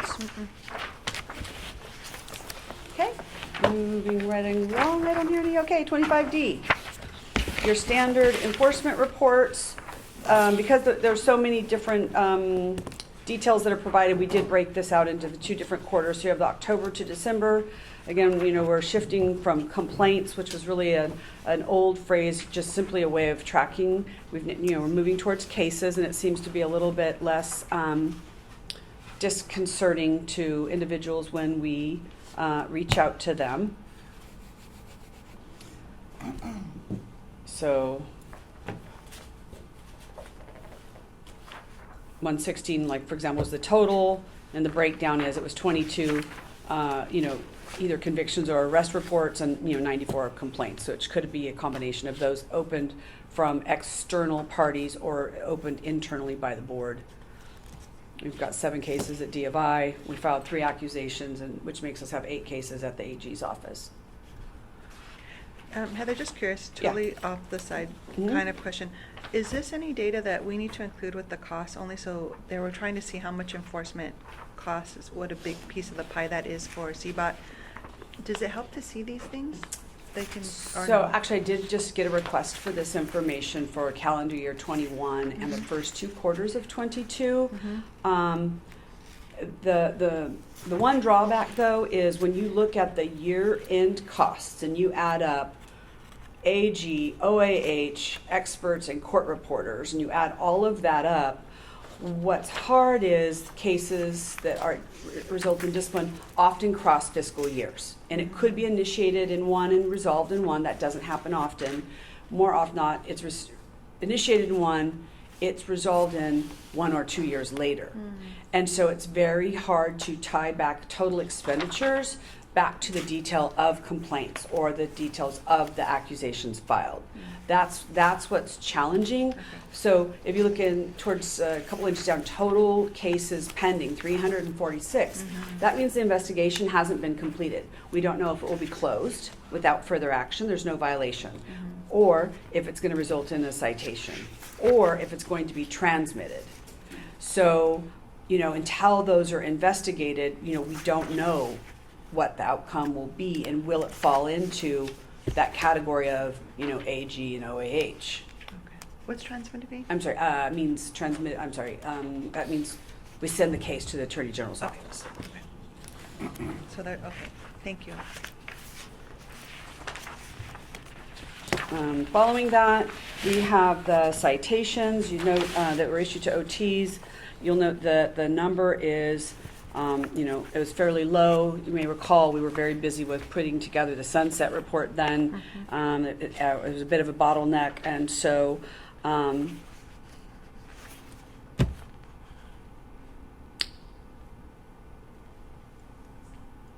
yep.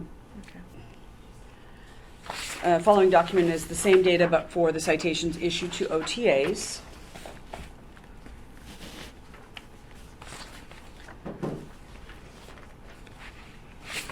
No questions, I'll just keep going.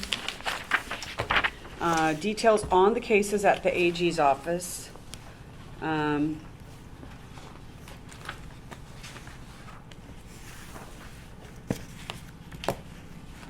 I think that the AG one, because of the way that's a fluid document, this is point in time, and so there's actually more up-to-date information in the next quarter. And then following that are the final decisions that the board, rendered, right? Some of them you voted on in closed session at a meeting, and some could have been a mail vote. So, for the public's information, this is a good document to share with students to show what the outcome was relative to what the violation was, right? Because a lot of people did not predict that failing a PDU audit would result, in a revocation. So, or, even, probation. So, May I ask a question about that? yeah.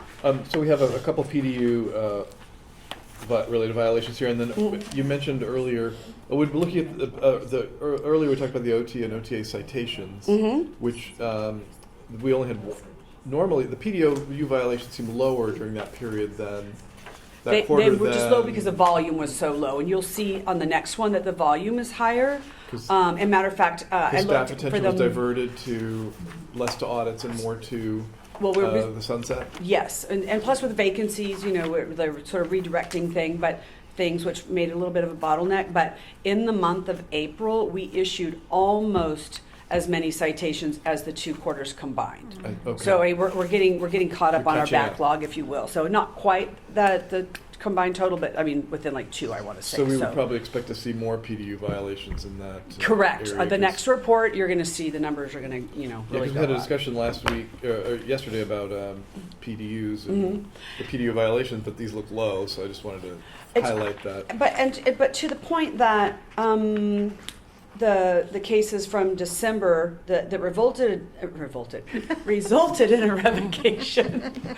Pardon me. I almost feel like, because you're talking about outreach, right? We're talking about education and how to minimize the violations.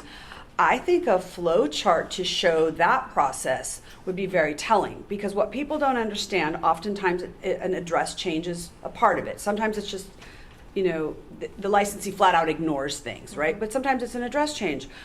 But if you're audited and then, 3 days later sent a second letter, and then you don't respond, and then it goes to enforcement, and then there's a waiting period, and then enforcement sends something to you and you don't respond, and then they issue a citation, says, dear licensee, you failed to respond, you must do 24 PDUs. And depending on when they renew, they might pay the fee or the fine. They might not. But what happens is, and that's why this wording is key here, it says failed to comply with the citation order of abatement. In the citation, there's a 2-pronged thing. There is a fine assessed, which either they can pay or not. And if they don't, when they try to renew it, they will have to, or they won't be renewed. But that does not remediate the PDU order to complete the PDUs. So when they don't do that, that's when we transmit them to the AG. That's when an accusation is filed. They have the opportunity to file a notice of defense, and if they don't, this is what happens. It's a default revocation. People can't put this together from here to here. You have a bad address and don't respond to an audit, your license could be revoked 18 months later. Like, people just don't understand that. It seems like that would be an interesting and seeing PowerPoint these presentation. words For don't- OTAC, right? You know, that's what I'm saying. Seeing these words Bum, aren't Dick, so and Jane. telling, and that's why I think if you had a flow chart showing that might. I mean, I just kind of thought of that, but it might be helpful because people just don't really understand the true gravity of just not responding and not having a current address. Yeah. It's almost like a cartoon scenario would be interesting to see. You know, you watch everything goes right and everything goes wrong to Oh. cartoon characters and make it. I'll spell talk it to out. our design publication people, see if they can pull up We don't some have a budget. cartoons I and know make we don't it have a cute. budget. Don't do cartoons. We're doing serious. Okay, so, all right, so final decisions, and then lastly, again, point in time, listing of people on probation. You will notice in the far right-hand corner, or column, the number that have an asterisk. As a reminder, at the legend, probation told means that they're extended for a period of time, whether because they were not practicing, you know, or out of state. And if you don't have any questions, then we have the same exact documents, but for the following quarter. So how long do we keep them on this whole process? Because I'm looking at the 2014 here, and it's just. Yeah, oh, there's one They're not from, there's one working. from 9 or 7. Rebecca Frost. 2009. Yeah, 9, yeah. Yeah. So that, one of the, in response to that they never go away. They stay like on the book, so to speak. That's one of the reasons when the board discussed amending the disciplinary guidelines to putting in surrender language as well, so that people could get out of that. Because some of these have a no surrender, no early terminate provision in that order, and there's not really a mechanism to do anything about those. But by adding the surrender language to the disciplinary guidelines, or to add it now to stipulations, which it doesn't have to be in the DGs for us to do that, we are adding it to the stipulations, so that if it turns out the person is not able to satisfy it, that at least we won't have those folks, you know, hanging on. But unless or until they, you know, violate or surrender, it's just they're stay stuck there. Yeah. They're stuck there, And some of them don't want to surrender. and some of them don't want to So surrender. that's another. Yeah. Yeah. Surrender, Dorothy. And these are people who continue to pay their renewal fees and Yes, submit and submit their quarterly evidence. reports. Yeah, the quarterly reports. 'Cause And they then- don't have to have a supervisory one because they're not working in California, but they, yeah. I mean, it's also, you know, it's a two or 3 page document, the quarterly report, 2 or 3 pages, 4 times a year. That's a pretty small lift compared to paying that renewal fee for a license you're not using, I mean, to be honest. Yeah. So. Okay. So then, going forward, we have the same data, complaints received in that particular quarter. And,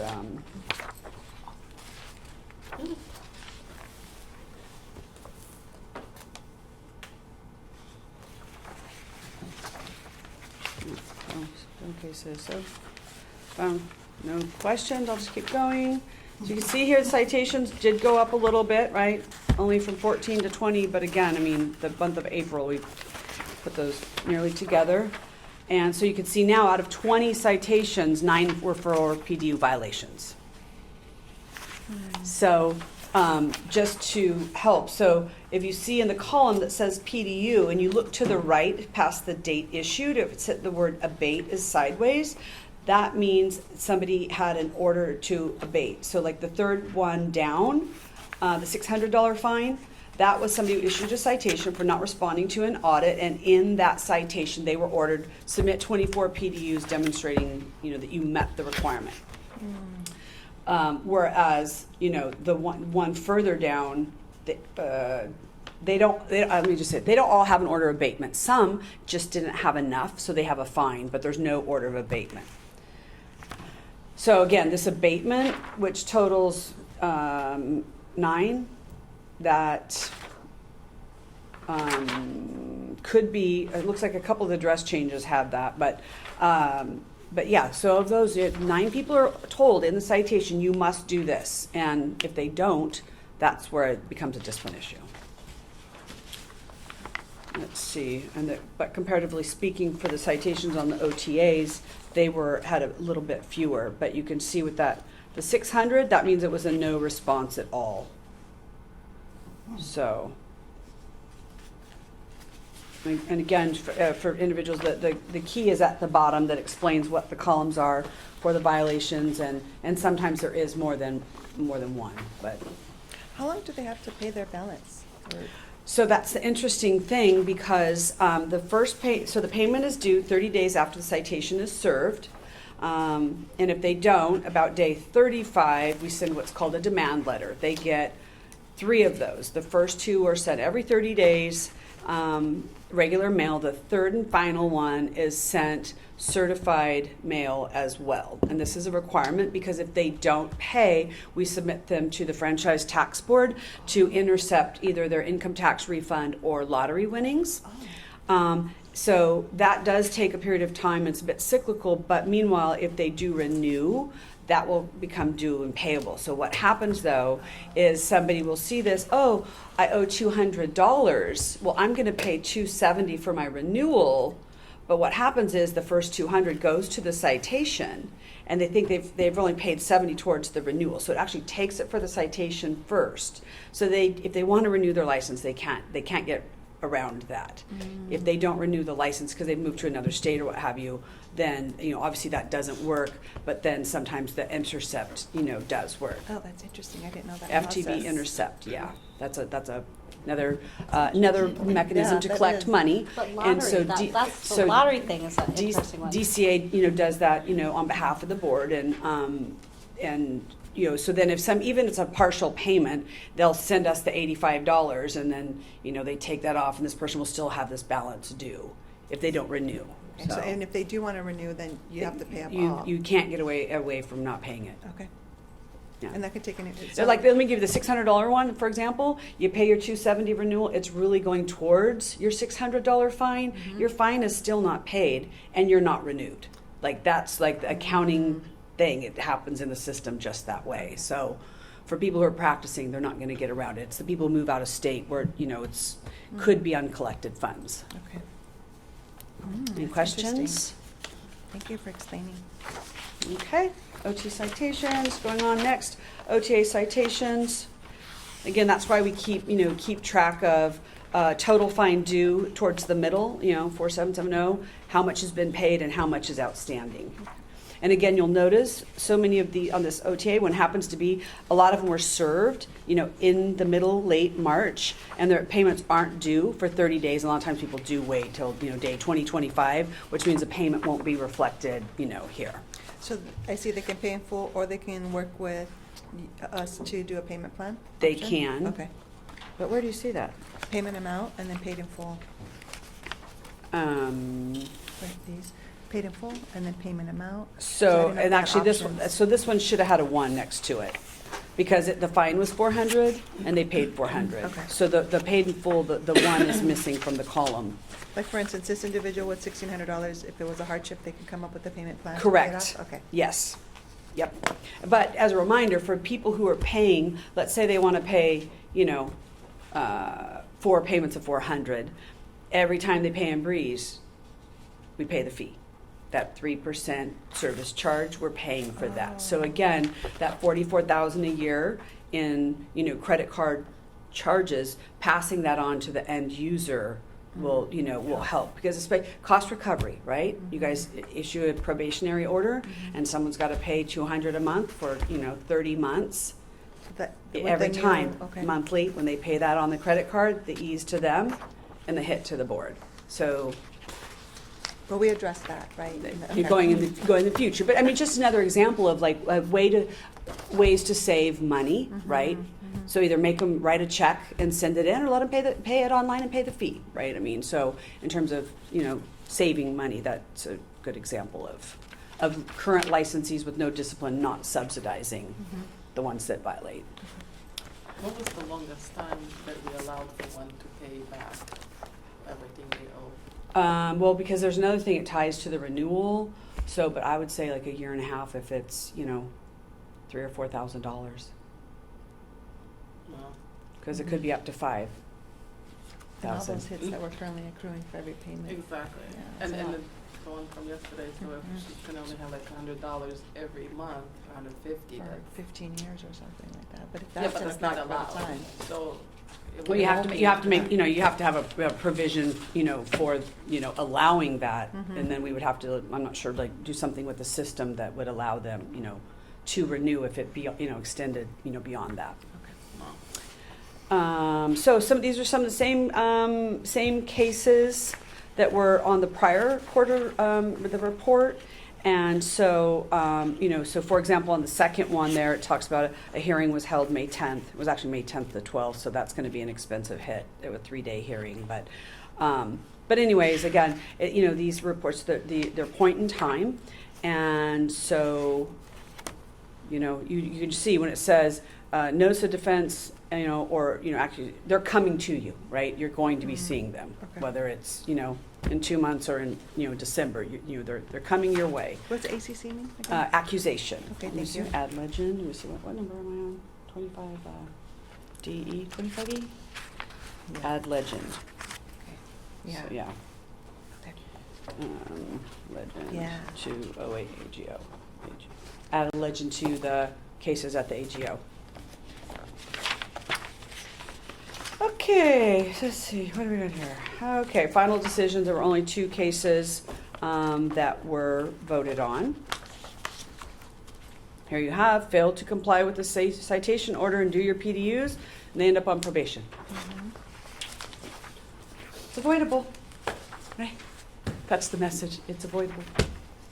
Listing of probationers, again, only those that in those past 2 quarters that were a final decision resulting in probation, are added to this list.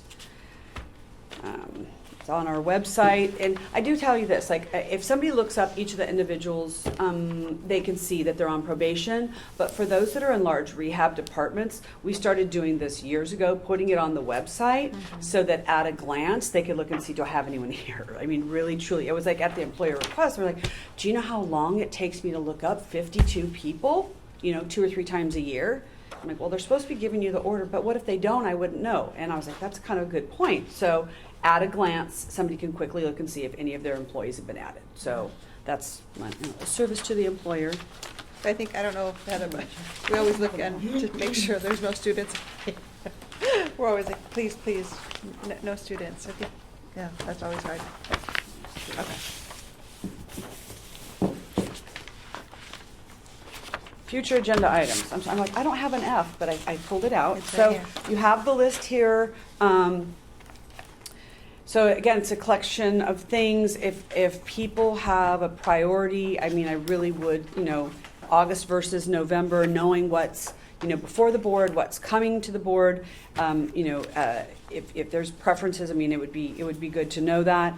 A few things not to be added on here. The top 5 expenditures, that was something that we missed on this list that was requested previously. We'll bring back the asset management process audit report. We'll bring back the corporation's language based on the the PT. We'll bring back the occupational therapy professional corporation's language based on the PT language that was discussed yesterday. We'll also ask our attorney and bring back information regarding whether or not current corporations will have to change their names. And then also the complaint prioritization guidelines. I'm not sure what else, if anyone else has anything. So, and the I 2. do. Okay.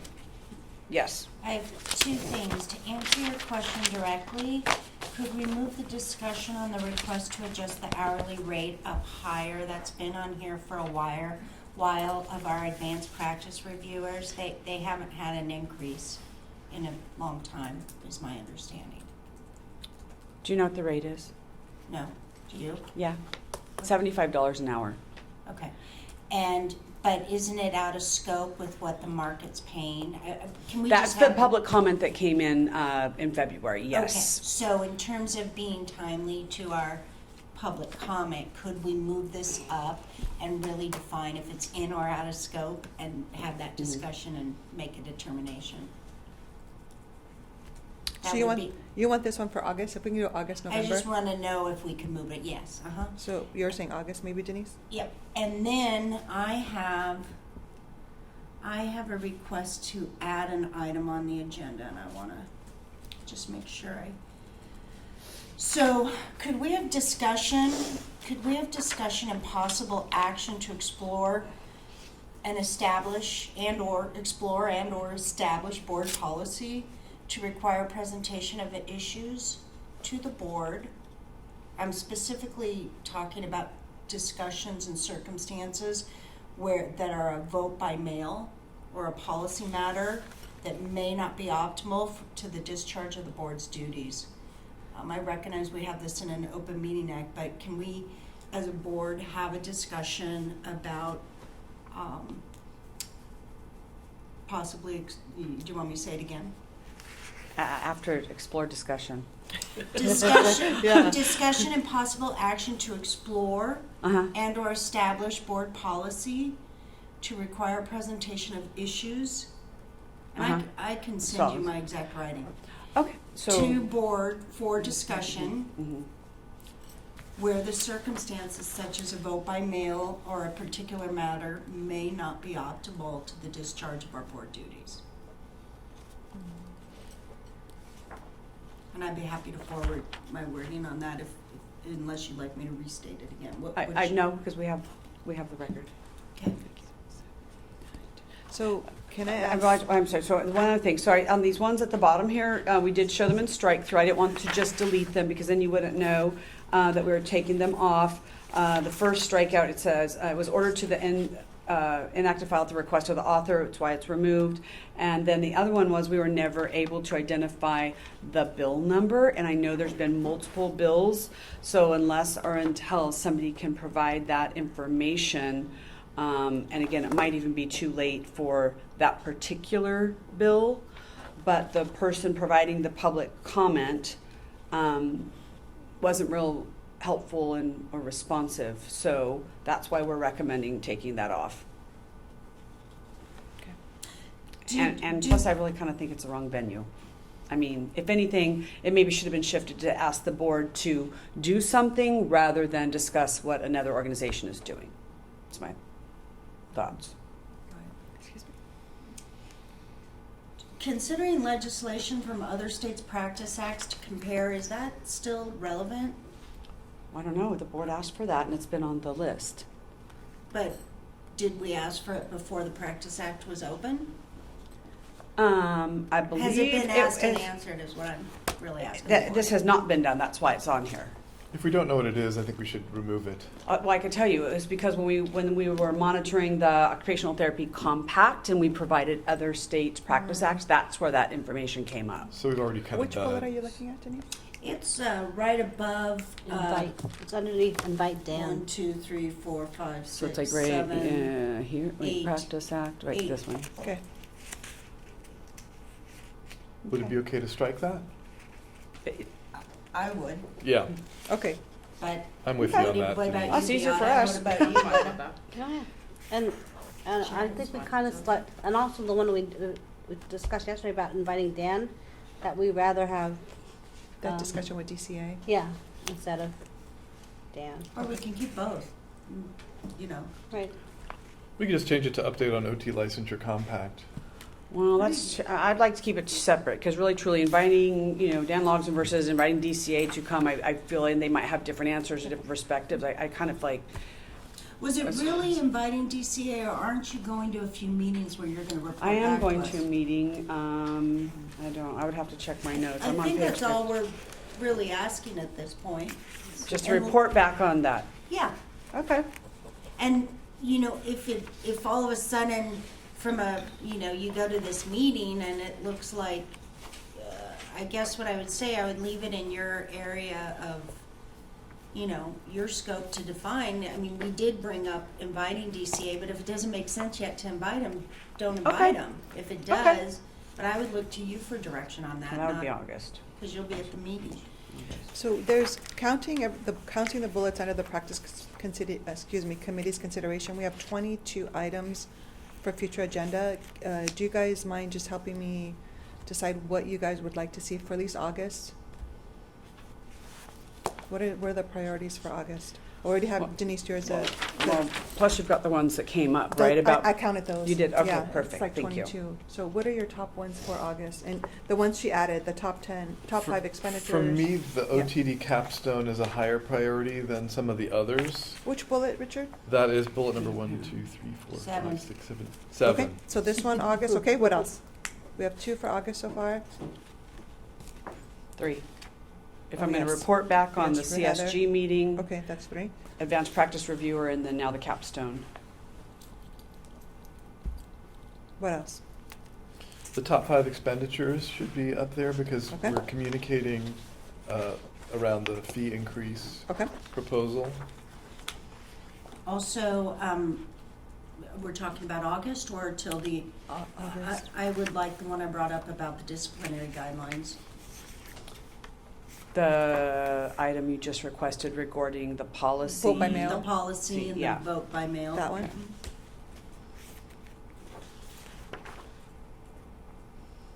I think because we're gonna look at the corporate report language, that probably has to be in August to match with the discussion we're bringing back also. So that's 2-part, right? Right. The one about the language and then the one about the question regarding the corporations Yeah, changing their both of these, names. correct. Okay. Anything else? I think we're almost there. Any one more, maybe? Well, I think that we can leave it up to the president's discretion. Okay. I mean, And I just wanna at make this sure I honor point, everyone's based points. on- Okay. So I'm like putting an agenda. Okay, got an idea. You got an idea, Heather? Do you have Mhm. those? Okay. Mhm. Thank you very much. Okay. Agenda Get item into 25G. here.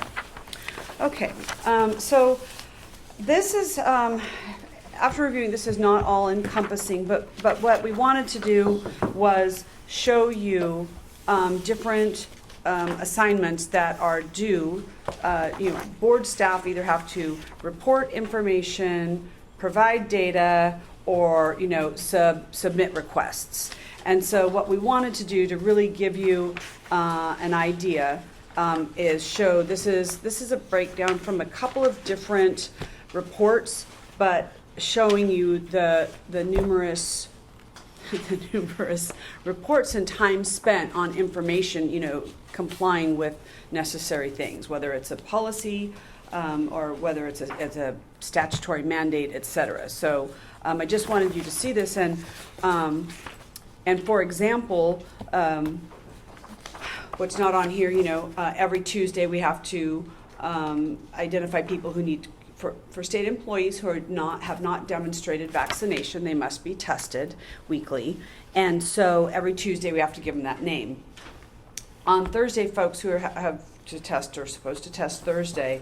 And then on Friday, we fill out an 18-question survey responding to this, like how many are vaccinated, how many aren't, how many require testing. And those numbers might be different, for example, because when you test on Thursday, it's for next week. So if individuals on vacation, we're not going to include them, for example, right? Because DCA mans these testing locations where the employees go on Thursdays. It's also You test on Thursday and you go to a rage party on Saturday. So you test negative and then you go to a rage party on Saturday. Yeah.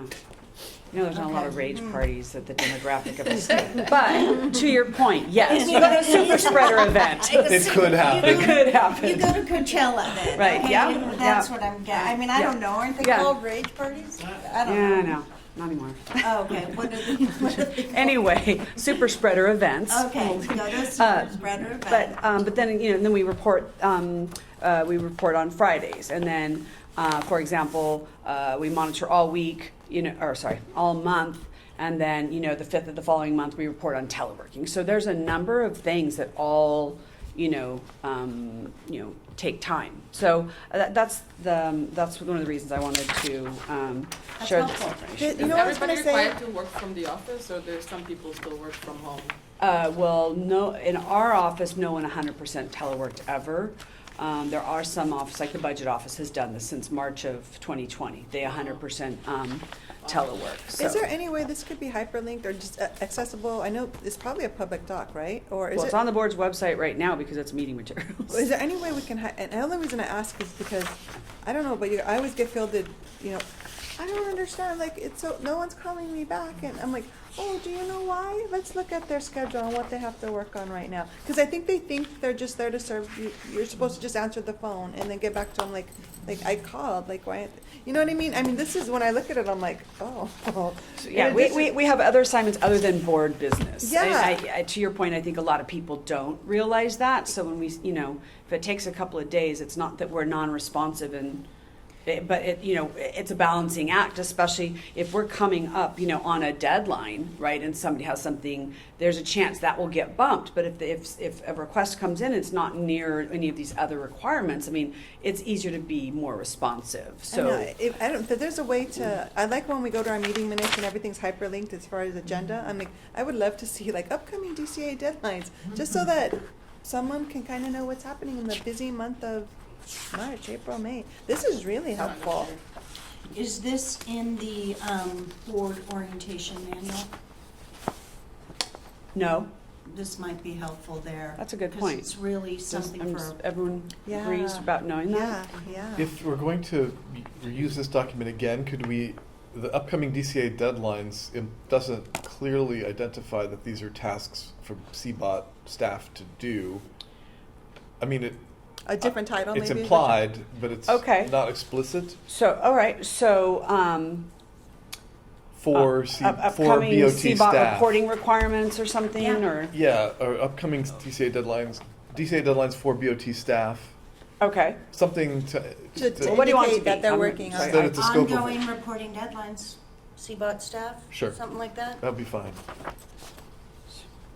Because it doesn't clear who's the deadline. Is it Okay, who's yeah. a deadline for Mhm. for the labor? You know, 'Cause then it for just the- sounds somebody Reporting outside of the requirements, board. CBOT staff, you don't Yeah. even have to put ongoing, it's CBOT. implied by the month. Because the point you're trying to make is that this is the work that the Right. the board staff has to. I mean, sometimes we have to say, you know, I can't get back to you till next week. I mean, Right, that's just right. the reality, but other times, like, yo, tomorrow's no problem, you know, I A mean. it's- DCA deadline could be outside the board, whereas this is not. These are not Right. DCA deadlines outside the board. These are DCA How deadlines about for the CBOT board. assignment due dates? That would be great. That would be fine. There we go. It's something, anything like But, that. I mean, but something that you're saying that, like, you know. It just- specifies CBOT. Well, does.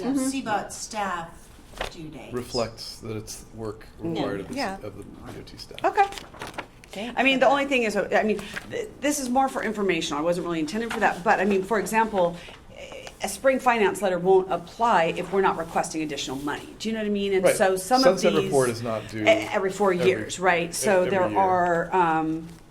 are different things. But yes, we are happy to change the title and, At some point. and put it on the we- website and also bring it back when the board discusses the board procedures manual, because that's gonna need to be updated probably soon too. And all things to educate for OTAC when we visit. Okay. Okay, so, Thank you. any other questions on this?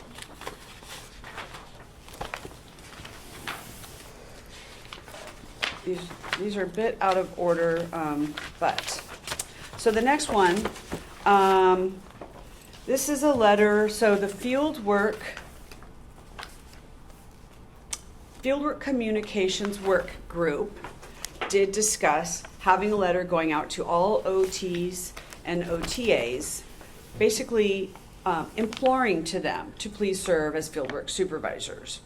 And so that this was one of 2 letters requested to be sent. The other one was supposed to go to directors of rehab, you know, medical directors, person who oversees the continuing education and development, you know, a variety of different things. That one's not been finalized yet. So this was, you know, the Occupational Therapy Fieldwork Council is who raised this and provided a draft for the Fieldwork Communications Work Group, you know, to work on. Because this was a direct mailing, and I just need to let you know that this cost over $14,000. It was like $14,500. Yeah, that's a lot. I mean, the postage alone was over 10, but we had to, you know, pay. I mean, you didn't get the color version, but we had to pay for the letter to be printed. I did. Oh, you did? Okay, good. I did not. No, But yeah, so that's She got why. it in the mail. Oh, okay. Yeah, she got the So mail yeah, version. so the, you know, the letter, you know, had to be printed. they have to run the addresses and address the envelopes, and then somebody else has to shoot them through the folder and stuff We the didn't get a envelopes and mail bulk them. mail price? We got the metered mail price. They don't do zip sort, they do metered mail. That's- So anyway, it was 14,450. So I just, so we did this, and I think it will be helpful. I don't know if anyone else has, reached out to folks after getting this. I was contacted yesterday thanking the board for sending this out by a practitioner. Okay. That's great. So, I mean, there's one offset to our 14,000. Well, I am a little concerned about all the envelopes that are going to come Back. back. I'm going to tell you. So. Okay, so. I did receive like 10, only because my name's on it, and I'm like, this is from the board, right? It's not from me. I didn't personally hunt you down with your address and be like, hey, Heather, it's from the board.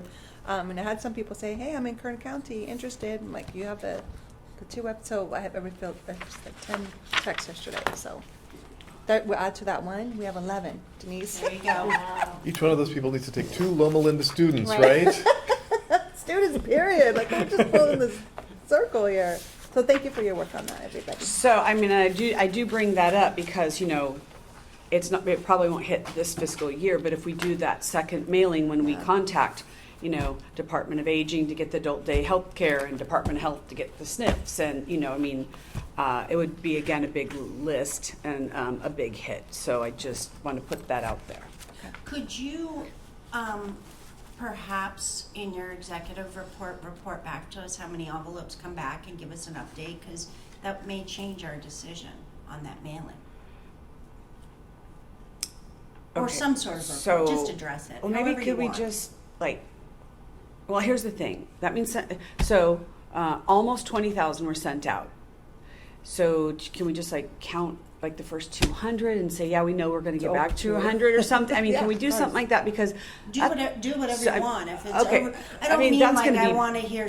I don't No, want no, somebody I- there counting 600. But if it's over 200, say more than 200. okay, more than 200. I can guarantee you. Increments of I will. Well, I can I will. too, I'll because bet you a nice dinner at what is his name, Michael Mina's restaurant or Oh. whatever. I'm telling you, Okay. I am so confident we get renewals back, and so I mean. Well, evidence Yeah, shows you're going to get 10% back. That's usually. Oh, more than, And yeah, so more if we than, get more than, then we. plus envelopes, yeah, okay. So yes, but, that was one comment. The second comment, though, was getting the addresses, though, from the state agencies, the facility address is less likely to be a bad address compared to the licensees. Do you know what I mean? So, it's not quite comparing apples to oranges. I don't know what the total volume of those would be, but, I think the return would be smaller. If it's addressed to a person, Michael Smith is no longer here, that might be return to sender, but I mean, in terms of the physical address not being correct, I think, that's pretty low risk, just if it makes a difference, I mean. You have a question? Well, Don't I agree? just. Can- Go ahead. I just found I think there's one punctuation, piece of punctuation missing in the letter. So if it does go out again, It's but a I love different the letter. by the way. But I put I'll a be happy to heart. write that down, but it is a different letter. Okay, okay. I just wonder if sometimes when things Okay. get transferred, Yeah. the punctuation, some punctuation gets lost. In the first paragraph, it says, "We're reaching out to you in the hope that you consider the future of the profession in particular, comma, fieldwork education." Seems like before "in particular" there ought to be a dash or a semicolon, a colon or something, So. Just. or a comma, A comma after profession and remove the one after or an particular. and, or an and. Right? So Future between with us. now and Okay. August, but I have another question back to It's a this minor. letter. It's very minor. Thank you, Richard. Thank you. Between now and August, like, for example, so we know that the problem still exists, that, one of the things we were asked is to send to these facilities, but we also know that it's cost prohibitive in many ways based on other agenda items we've had. But I wonder, can the board ever do cost sharing with the university? Like, for example, I work at Stanbridge, and could I say to Stanbridge, look, you have so many, I'm an adjunct, I don't work at Stanbridge, but you have so many field work that these go out to. and the board has a letter, you can send it out yourself and pay for it, you could ask us to send it with you, cost share. Maybe we don't have to absorb that, maybe it doesn't make sense for this board to absorb the total cost. Mhm. Okay. So, So, as part But of you're the saying- I'm- discussion, so I'm- because it's on your future item, I guess what I'm saying is maybe each of us who work at universities go and ask, present that issue and present that issue to, so are you talking about sending the letter again, like providing the letter to the university to send out again? Or I don't know how it would actually happen. What I'm really focused on is the Is the cost. partnership thing? The cost, and I also am picking up on your statement that you said with the facilities, we're less likely to get them back. And we know that it's really reaching to the facilities that might be the tipping point from just the practitioners. And so, Yeah, I could see that if you partner with the For field the employer letter. yeah. Okay. Then, because they're already having mailers that are going out, if they use this and say, can we split your cost or support, hey, Mhm. can you include this with your next fieldwork letter? And then we save a lot of money. Mm-hmm. well, We can and at we're least being ask. fiscally it's like we did this in response to our licensees, but now we know there's a cost prohibitive aspect to it. And so doesn't it make more sense for us as a board to examine how we still try to meet their need, but not, My question is that for a future letter or for this one? And the reason I'm asking, like, I could send this to all the program directors of all the schools, for example, or the fieldwork coordinators. I mean, we have that information. So are you asking that we forward it to the programs and say, here's a letter, when you reach out for placements, you can include this? Is that what you mean? That's one I- option. I'm try- I'm because so- it's I'm- in today's agenda, we can talk about the actual process then of this? Well, this is actually, there's like no action can happen because this is a discussion item, unless you want this on the agenda to talk about future I think we cost want it saving on the strategies. agenda to Right. talk about future cost saving strategies. And Okay, it would so move- in August, And it would I'm move guessing. up as a priority Yep, because, there's, yeah, so we okay. finish the year out answering our public. Partner, I'm gonna see. And I just wanted to add that I really love the changes that you guys made to the letter. I think you did a wonderful job from the shape it was in when we last saw it, and the text that you came up with, I thought was just the right tone. So I really appreciate everybody who put that together. Thank you. I'm It's gonna try. it's always I know I good to get, criticized the like, punctuation in one place, that was not, but that's not, I think having multiple working drafts and just keep honing Yeah. it down is like always helpful. I think it was really turned out to be a great letter. I put a heart on it in my notes. I put a gold did. star. I got a gold star. Oh, look, I gave you a heart, she gave you a star, so. You got both. I got it all now. That's funny. Okay, so we'll put that on the agenda for August. Okay. The next item, you may recall, when I was very sick in May of last year and trying to work 2 computers and text during a meeting and a whole bunch of things, and there was a motion and there was an error on my part. And so when the minutes came back in talking about how to do this, our attorney suggested to add something to it. So in front of you, pages 35 to 38, at the top you can see the heading, Excerpt from May 21 Meeting Minutes with Suggested Notation. And so, Are those the things that these are? Is this supposed to so be yes, these? so Okay. so it explains it at the top. The first one is on the top of page 2. There is an italicized highlighted, it doesn't really show so much, but it is, shaded, that is one note that was added to the minutes. And then again, on page 38, about 2 paragraphs down, again, bold italic with the shading, as noted on page 35, research confirmed that the motion did carry. So this was specifically in response to board request. This is not even the whole meeting minutes, so that's why you only got pages 35 to 38. Yeah. That's where the applicable change was, and so I'm sure you'll understand why we didn't give you the whole thing again. Do we need a motion to adopt this? It's already done, this is Okay. informational only. Okay. And then lastly, and I'm sorry, I wish that, this is where I said earlier, I wish it was in a different spot. So, in addition to the things I mentioned that aren't on the assignments that board staff is responsible to submitting to DCA, the very last item in your packet is a like a Word document version of a survey monkey. Well, I'll let you read the top of it first, but anyways, basically, in recognizing the cost savings by holding meetings virtually, that one of the things they're doing is after a meeting, that there is on page 1 and page 2, all the different information that we have to capture regarding board member, travel per diem, staff, travel, et cetera. And then, we need to submit that to DCA. So again, it's one more thing to do. So that's, but then the positive is, again, like the board will have information that it can use in the future. For example, sharing with the outreach when talking about, fiscal strategies, because again, the in-person versus the virtual, right? So there is a cost savings to having it virtual, of course, a little bit offset by always doing it and not having the in-person connection. But again, so, it's one more thing, and I just want to share that with you, that, folks are looking at that and wanting to, ensure that things are going, forward in the most efficient and, cost savings way. And this is supposed to be filled out After every meeting. after me, okay. Mhm. So for example, Whether it's if, virtual or in if person? if the in-person meeting. Okay. So I think it's, no, I'm sorry, it's both, because that's one of the questions, right, on page 1, I think, asks if it was virtual.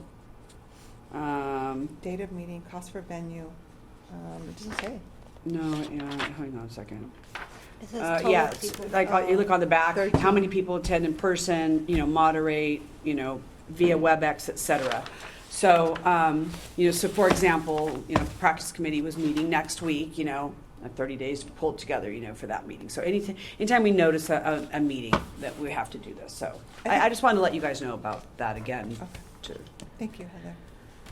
That actually concludes my report, unless anything that's presented here rises to the occasion of an aha, let's add this to another agenda. Any Item. other discussion? No on this, I see Heather's gone, so no public comment, I'll just say it out loud. No? Okay. And the last thing we have to do is the election of 2021 officers, because we do not have a vice president, correct? Right. And so, yes. I have a nomination. It's 22 officers, right? What did I say, Richard? Did I put 21 on there? Yes. I'm sorry. I meant to, It's been a very, very busy 6 weeks. Retroactive. Sorry about that. okay. 2022 officer elections. For the role of vice president for 2022, I would like to nominate Beata Morcos. Okay. We have a nomination for Beata Marcos. Second. There's a motion and there's a second. Okay, now, there's a motion and a second. Do we ask for any more Oh, people that want to just- go just- in? Mhm. Are there That's any? you. She said I have to. Do you want to accept it? Oh, yeah, I would be honored, yes, thank you. I'll third it. Is there any other person that wants to put their name in the running? No? Okay. So with the nominee, we will do a formal vote. We have the motion was by Denise, the second was by Me. Lina, and so let's take a vote. Oh, Richard Buckwater. Aye. Linda Dunn. I. Denise Miller. Yes. Sharon Pavlovich. Yes. And do I vote too? Yes. And Marcos, yes.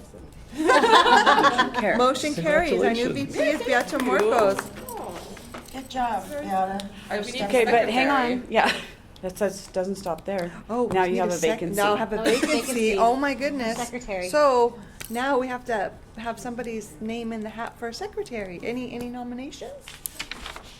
Do you want to be nominated? I'll nominate you. I nominate Lena Doe to be secretary for the remainder of the 2022.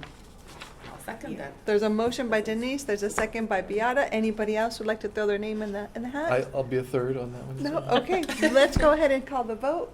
Beata, Richard for second Buckwater. position. Aye. Linda Do, Aye. Denise Miller, Yes. Sharon Pavlovich. Yes. And Beata Marcus, aye. Congratulations. Congratulations. Secretary Littlejoe. Now they get a business card when you go to the hotel. It'll say, That doesn't mean It'll just one say that- cookie, it's two. Two cookies. you can get in. You can get in. And it's nice to have our public members fully engaged on board Oh, yes. leadership, so thank you for that. Yes. Okay, that, let's Thank see, you. what time, I don't even, my finger stopped. 12:27. Okay, that concludes, but one last, I wanted to make sure Heather was here, but she's gone. It concludes our CBOT session for Friday, May 20th. Again, a shout out to Cal State Dominguez Hills for hosting us, our first open meeting for 2022. A shout out to the graduates of Occupational Therapy Program that are graduating this Saturday. And of course, to our visiting attorney today, Joe Chin, thank you so much. Our marketing and television specialist, Mr. Sanchez, thank you so much. Amanda Wang, Jody Casada, Heather Martin, thank you so much on behalf of the board staff. Thank you for everything. We'll see you in August. And thank you. Thank you. Thank you.